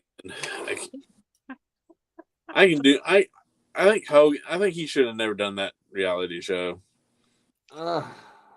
That gave us Nick and Brooke. I actually met Brooke is not as bad as Nick. I met Brooke Hogan. She's nowhere near as bad as her brother. I'm sorry. Was it? I remember when we went to go see Resident Evil Extinction, I think, and we went to the mall and we were wondering why is the mall packed? Like, this place is never packed. And And then sure enough, there's Hogan on stage doing his spiel, like, brother, like, you're all here to see my daughter Brooke and whatever, and so, like, you come and stand in line and you get a CD and an autograph for free. And so me and my cousin, and we're like, let's go. And so I got an autograph from Hogan somewhere down here. Yeah. Didn't his wife get mad because he didn't want to promote her music career or some shit? Yeah, it's something like that. Like hurt my mouth, but you watch it. Those two, they baby them. They did that movie and like where he played Zeus with that kid who used to be all jacked. Ooh, wasn't that like the Three Ninjas sequel? No, he did this movie because there used to be this little kid who was famous because his parents got him to lift weights. And he was jacked. So he played Hercules and with a wig and all that other shit and a beard. Hogan played Zeus, but it's like, well, you gotta get my son and daughter in there. Boy, oh boy. What was so bad about his son? Well, his son's a little shit, right? Who got chased down by the cops on an episode to the house, and only didn't get a ticket because Daddy was there. Did he put someone in a wheelchair because he was driving fast? Yep. And him and his dad blamed the other guy, even though Nick was the one driving. Mm. You think you can get my boy out of this one, brother? Brother. He did time for that too, if I remember right. For that guy. Yeah, he somehow that poor guy that guy just got hosed. That sounds a lot worse than it might have been, but yeah. And Nick's still out there, and boy, oh boy, you don't see Brooke, but Brooke again, she was never as bad as her brother. You can say at times she can be disrespectful, but and not like Nick. But I wonder if Nick was playing it up for the cameras. Aikido moves actually really do hurt when you're put into them.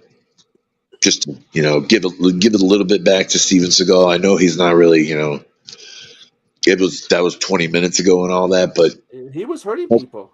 Yeah. Well, my stepbrother used to take Aikido, and he'd come home from like lessons, and be like, "You want to learn something?" And he's like, put me into moves and stuff, and it really hurt bad. So like, Wes, he'd go to hit somebody, and he legitimately would hit them, and he'd hurt people. Oh sure, which is not really a thing that you're supposed to do. You're supposed to use martial arts mercifully and sparingly, and only in self-defense. You're not really.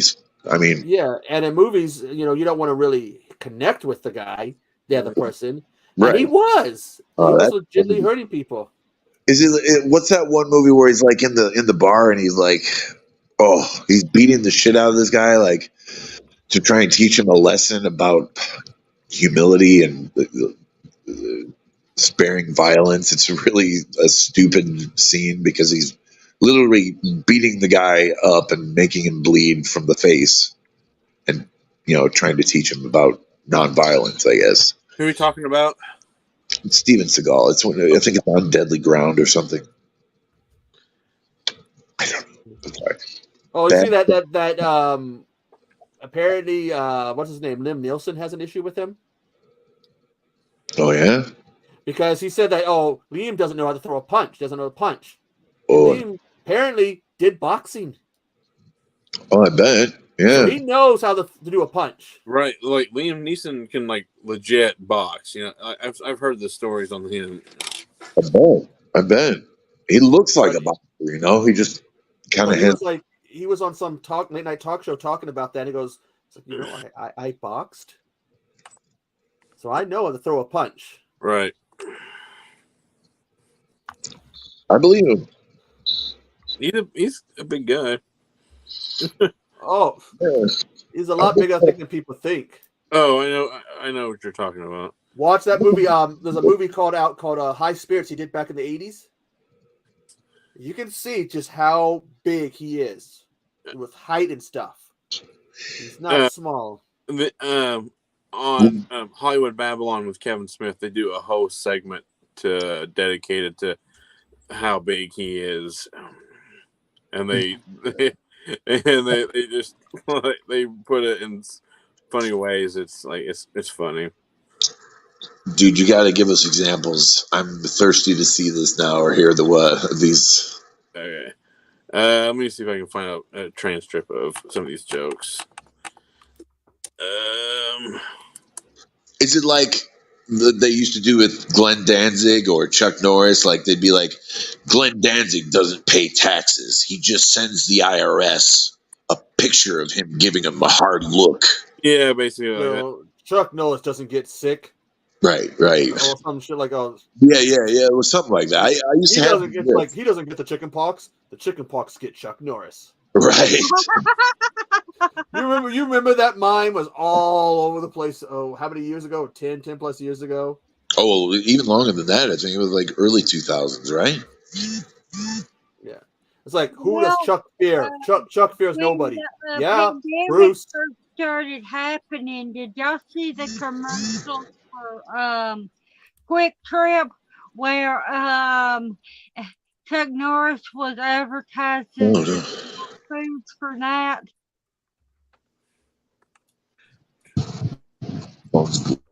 Oh, I like to say that someone posted this.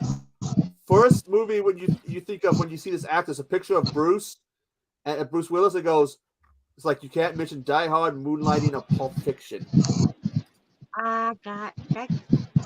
What movie would you think of without mentioning Die Hard, Pulp Fiction, or Moonlight? Would you think of Bruce? Bruce, I'm trying to think. Death becomes her. Or something like that. Yeah. Okay. Yeah. Blind Date. Another good one. That's a good one. Hudson Hawk. Yeah. That one. I don't think you guys have left it. Last Boy Scout. Booyah! Okay. No, that one. You know who's in that movie with him, don't you? He got hosed in that movie? Who's in it with that? Danielle Harris is And in Halle it. Berry. Damon Wayans and Halle Berry. Who's a little girl in that movie? Oh. No, I don't remember. Some of the ones they give are, there's one person, Fifth Element, Death Wish remake, Lupo, 12 Monkeys.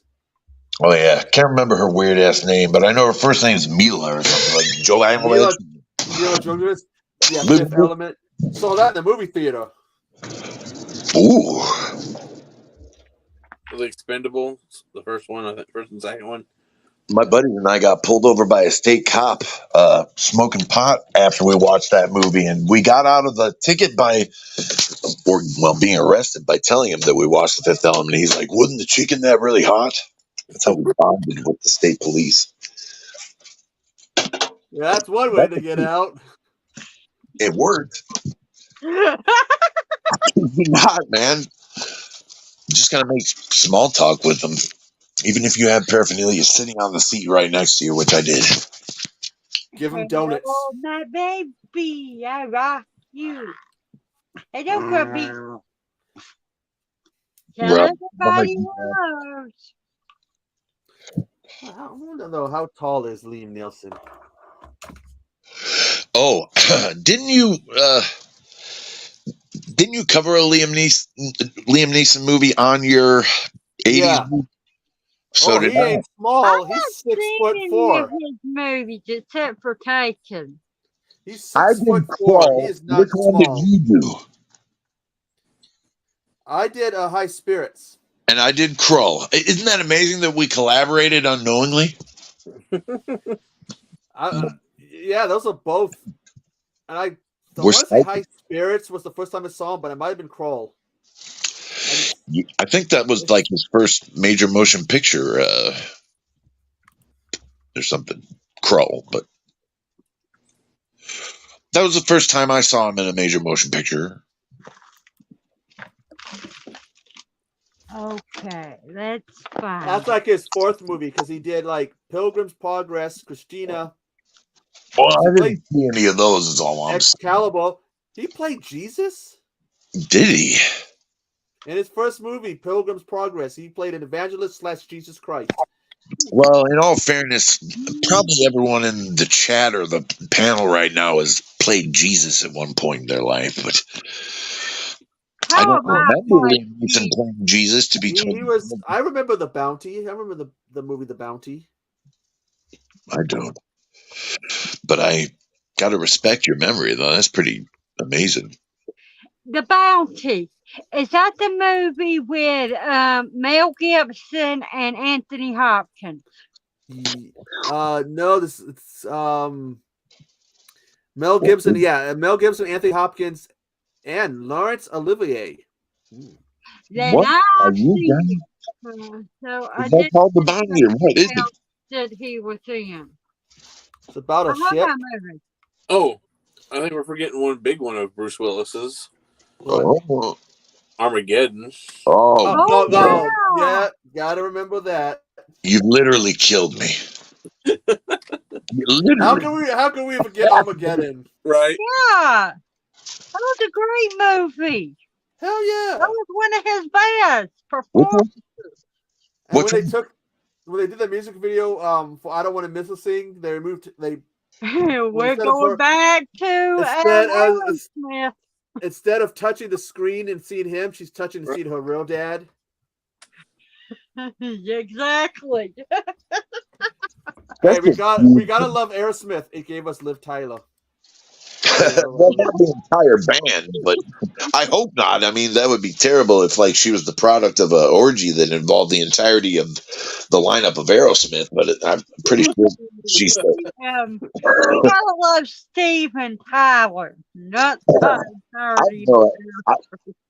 I feel you in that, but I wouldn't personally love the man because it's possible that he's been loved very, very many times. I'm just That's saying, questionable person.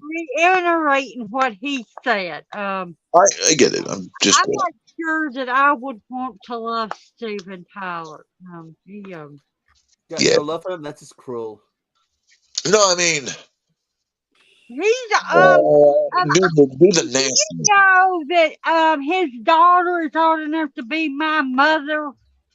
That would make him my grandpa. Hey, He's I not got that to old. I'm not trying to offend anybody, but that may be true. But I bet you any dude that's in the room right now or is listening would probably still do her. She's No like offense, lady. she's like a year older than me. Oh no! She's in her 40s. I'm Oh, 44. my She's God. 45. Well, but Okay, then I I was think she's wrong. still qualified. He's still old enough to be my dad.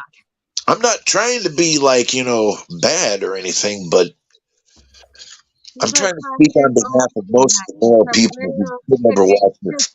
I don't want to do someone my dad's age. Yeah, I can't blame you, but I'm old. You I said think it I'm not. the youngest You're one. not that old. Highlander. What is that? A Highlander? Oh, yeah, yeah, this one's Highlander. It's It's almost like a video, the old video cassettes. yeah. It's not like it's ever gonna happen. I'm just saying. That's awesome. I had a chance to get a steelbook in that, but unfortunately, when I went back, it was gone. Yeah, I have the 4K steelbook. I should have grabbed. It was like when Walmart had those ones for like $7.50. Mm-hmm. It was there, and I should have grabbed it. Have you guys? Well, I'm sorry, I'm still stuck on the Bruce Willis thing because I like Bruce Willis is like one of my favorites. I feel you. I'm still stuck on that Liv Tyler. He was born July of '77. I'll hold on to it until you're done with Bruce. His voice acting. Yeah, she's 8 years older than me. Did you ever play the video game he did? Well, no, I was talking about he voiced the baby in Look Who's Talking. Yeah, it's a good point. I'm not laughing at you. I just forgot about that. It made me laugh for some reason. I was looking at my movies. I'm like, oh, yeah. Yeah, he did in the 90s or whatever, late 90s. He did a video game for PS1 called Apocalypse. And we all got it because we were big Bruce Willis fans, me and my friends. And we're like, oh, this is going to be great. You know, he's going to have his, one-liners. And then we played the game. Oh, Blue. this sucks. That's funny. As cool as he is, he couldn't save the game. I didn't know he had a game. I honestly Either. And I had the PS1 too. Because I had my parents were jealous of y'all. Y'all had PlayStation, Xboxes, and Atari, and all I had was a Nintendo. Hey, the original Nintendo rocked. At least you got a Nintendo. There's nothing wrong with Nintendo because let me tell you, it's an honorable game playing system because unlike the PlayStation, you weren't able to save. It's called Apocalypse from 1998, and we all had to get our hand. We all got our money together, me and my friends, to buy a copy of it. You guys are insane. Whatever. And we thought, oh, it'd be great. It's gonna be awesome. It's gonna be the best thing ever. And these are the games I played the most on it. I wore out my copy of Donkey Kong. I remember this game now. That cover just sent me back into nostalgia. God. Well, getting back to Liv Tyler, I wore out a VHS tape that had the video for the Aerosmith song that she was in. She was in a couple of them. A couple of them. Oh, yeah, that game. Just be glad you never played it. It's like it got so reviews, but actually people play like we did. I like how we're all talking about different things. Yeah. But yeah, Liv, I think we are. Let's see what Liv has done. That's a way to do it. Yeah. Oh, she did video games. I'm stuck on Liv Tyler or Bruce Willis. Bruce Willis's Apocalypse game. Oh, man. Liv Tyler did the Incredible Hulk game. See, I'm not interested in that. See, when it comes down to it, I like it when she appears in physical form, like video game. I don't want to see Liv Tyler in a video game. Well, it's based on the movie she did. Yeah, she was in the Edward Norton one. Yeah. That's one I never seen. I didn't know that. I watched about 10 minutes of that movie. And I'm like, what the hell? Yeah, she shows up pretty late. I didn't like that movie. That's not the Hulk. That's not Bruce Banner. They only just show the monster, and it don't make it a good movie. I forgot she was in that. I'm sorry, but the Hulk is Lou Ferrigno. Where I come from, none of these Hulk movies are the Hulk, in my opinion, because I'm a child of. Lou did something on the movie other than a cameo. What did he do? I'm trying to remember. He had something to do with one of the live action Hulk movies. Yeah, he made a cameo in the Edward Norton one as a security guard. Or no, in the Eric Bana one. He voiced him. Yeah, him and Mark Ruffalo, they kind of merged their voices in the Avengers. Yeah, in the 2008, Lou voices the Hulk. Oh. I like his character, and I like the original one. You mean like the original TV show? He provided the vocal performances as the Hulk for the Edward Norton one. Oh, okay. That sounds a little bit like bending over backwards to fit Lou Ferrigno into the movie somehow. Lou Ferrigno has a trademark voice, but it works good because you don't want Edward Norton trying to do the voice. Maybe he couldn't do it. Yeah, Lou Ferrigno has a strange voice, man. No offense to Lou Ferrigno. Because he has hearing problems. Yeah. Well, I wasn't trying to say anything bad about his hearing problems or anything. It's just it's a strange voice to be mixing with Ed Norton's, I think he got an implant. Oh my God! Are you talking Yeah, about? he got Lou got an implant later on in his life. Yep. And he also has the distinct honor of dying in Sharknado 3. Oh, Oh that's yeah, really he was in that one. Back to Liv Tyler. Have you guys yeah. I like the way you think. have you guys seen Super? Yes. Oh Not yet. yeah, I have. I was last night I was, and the week before on Sunday I was going to do a thing with talking about all of the things that Rob Be right back. Rob Zombie has done and been associated with, and it said that he was in Super. So I watched that movie. You know who else is in that? Rainn Wilson, Kevin Bacon, That Elliot Page. what a cast in this movie.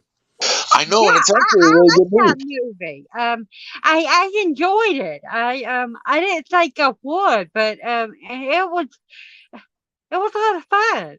See, that's why I don't like. That's why I think James Gunn will do a Superman. He's doing the new Superman movie, like he did this and Suicide Squad and Guardians. I think he'll do I it. need to watch that movie. I do. I gotta watch it. I have it on DVD, but I still haven't watched the damn thing. Which one? Um, Suicide Squad. Oh, okay. Yeah, I got it because Will Smith was in it, and when it first came out, because most things he's in I like. There's two movies I don't like. Didn't like The Pursuit of Happiness or whatever the hell that was. He Yeah. was on the side. And I don't like I Am Legend. What's supposed to be doing more with Super? Have y'all seen that movie, The Super, with that little fella from Home Alone? Not Macaulay Culkin, but the robber little guy. Joe Pesci. There you go, Joe Pesci. That's the name I was looking for. Have y'all seen that, The Super? Yeah, I Yeah. love that movie. All right. I, Sorry, I didn't mean to twist it like that, but that's how Yeah, he's in the Super's in Brightborn. oh yeah, he's wearing the Crimson Bolt T-shirt or something like that. Yeah, he appears at the end because I guess they wanted the possibility of doing a universe. I got another movie. If you want to talk about Liv Tyler, anyone seen That Thing You Do? Yeah. Yeah. Or I've never seen that one. Has anybody seen That Thing I Do? Do I want to? Pretty good Let me movie. cover my innocent eyes. I don't want to know what Wes does. Innocent eyes. I'm only kidding. I can't do anything. I think we're forgetting a little independent movie called Lord of the Rings. Oh Yeah. Oh yeah. That's what Pearl got her Harbor. so damn famous. Yeah, That movie. Can I get a what? Pearl Harbor. Pretty sure Liv Tyler was in that film. Yeah, she was. She was involved in that love triangle. Yeah, with There, but Ben Affleck and Josh Hartnett. Hard Target. She was in. Yeah. I That's good. can't believe I forgot all about that because anything to do with Josh Hartnett, I'm all there. Oh, Josh Hartnett. I thought you said Hard Target. with A Van. little bit. That's what. I'm not kidding, man. Hartnett. Okay, I got it. I just watched The Faculty the other day. It's been a while since I've seen that. So Yeah, that's one of my favorite of his movies. Of course, my favorite. it's Halloween H2O. I knew it. 30 Days of I Night. don't know. 30 Days of Nights. Well, he dies at the end, but I still love that movie. That was I a good thought shot. he did great in it. He gave an award-winning performance, and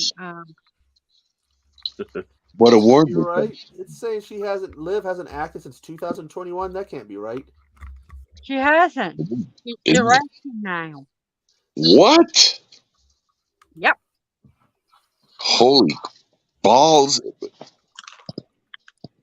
You know, when she started doing Lord of the Rings, they started letting her be a producer in them movies.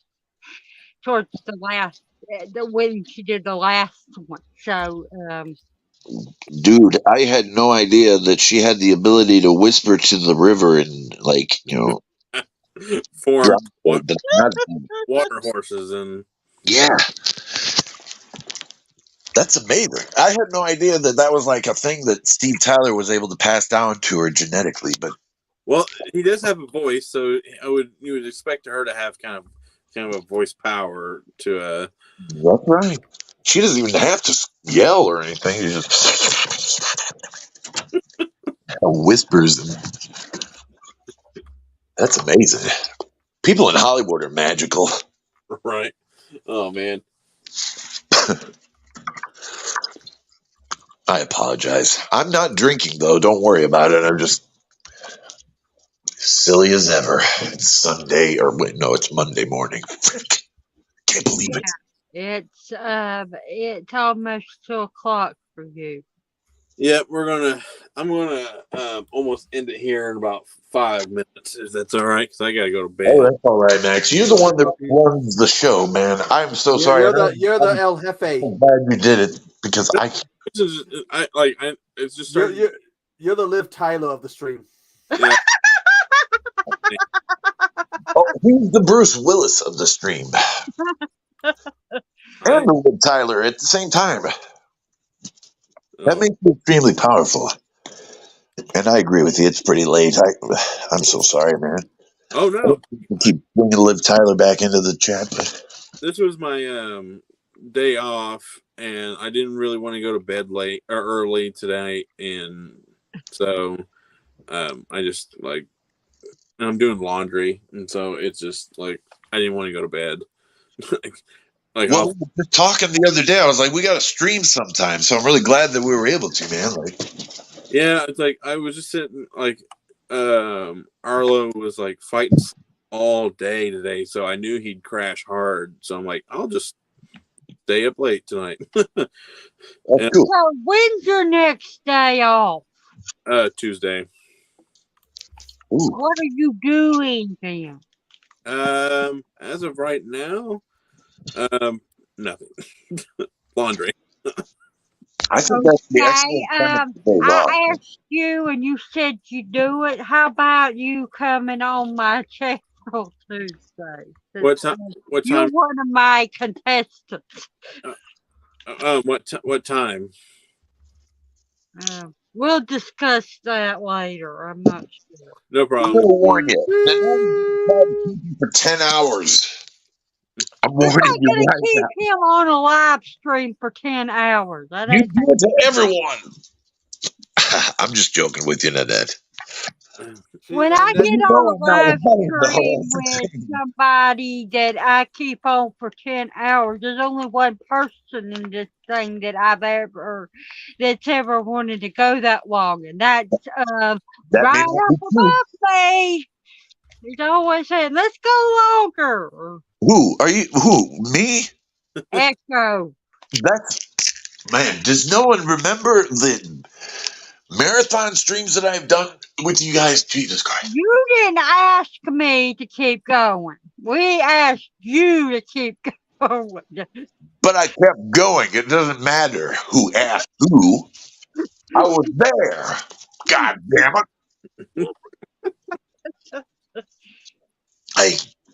All right.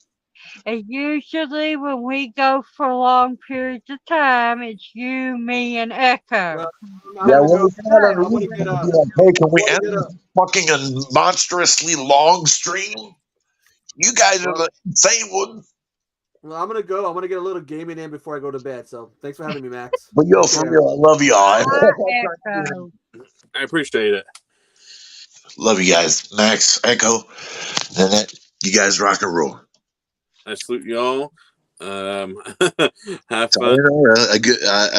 I appreciate having me, man. See you later. See you later. See ya. Later, Max. See you, Wes. See you, Nat. See you, man. See you later. I'm just. Bye. We're out of here. See you, Wes. Good night, man. All right.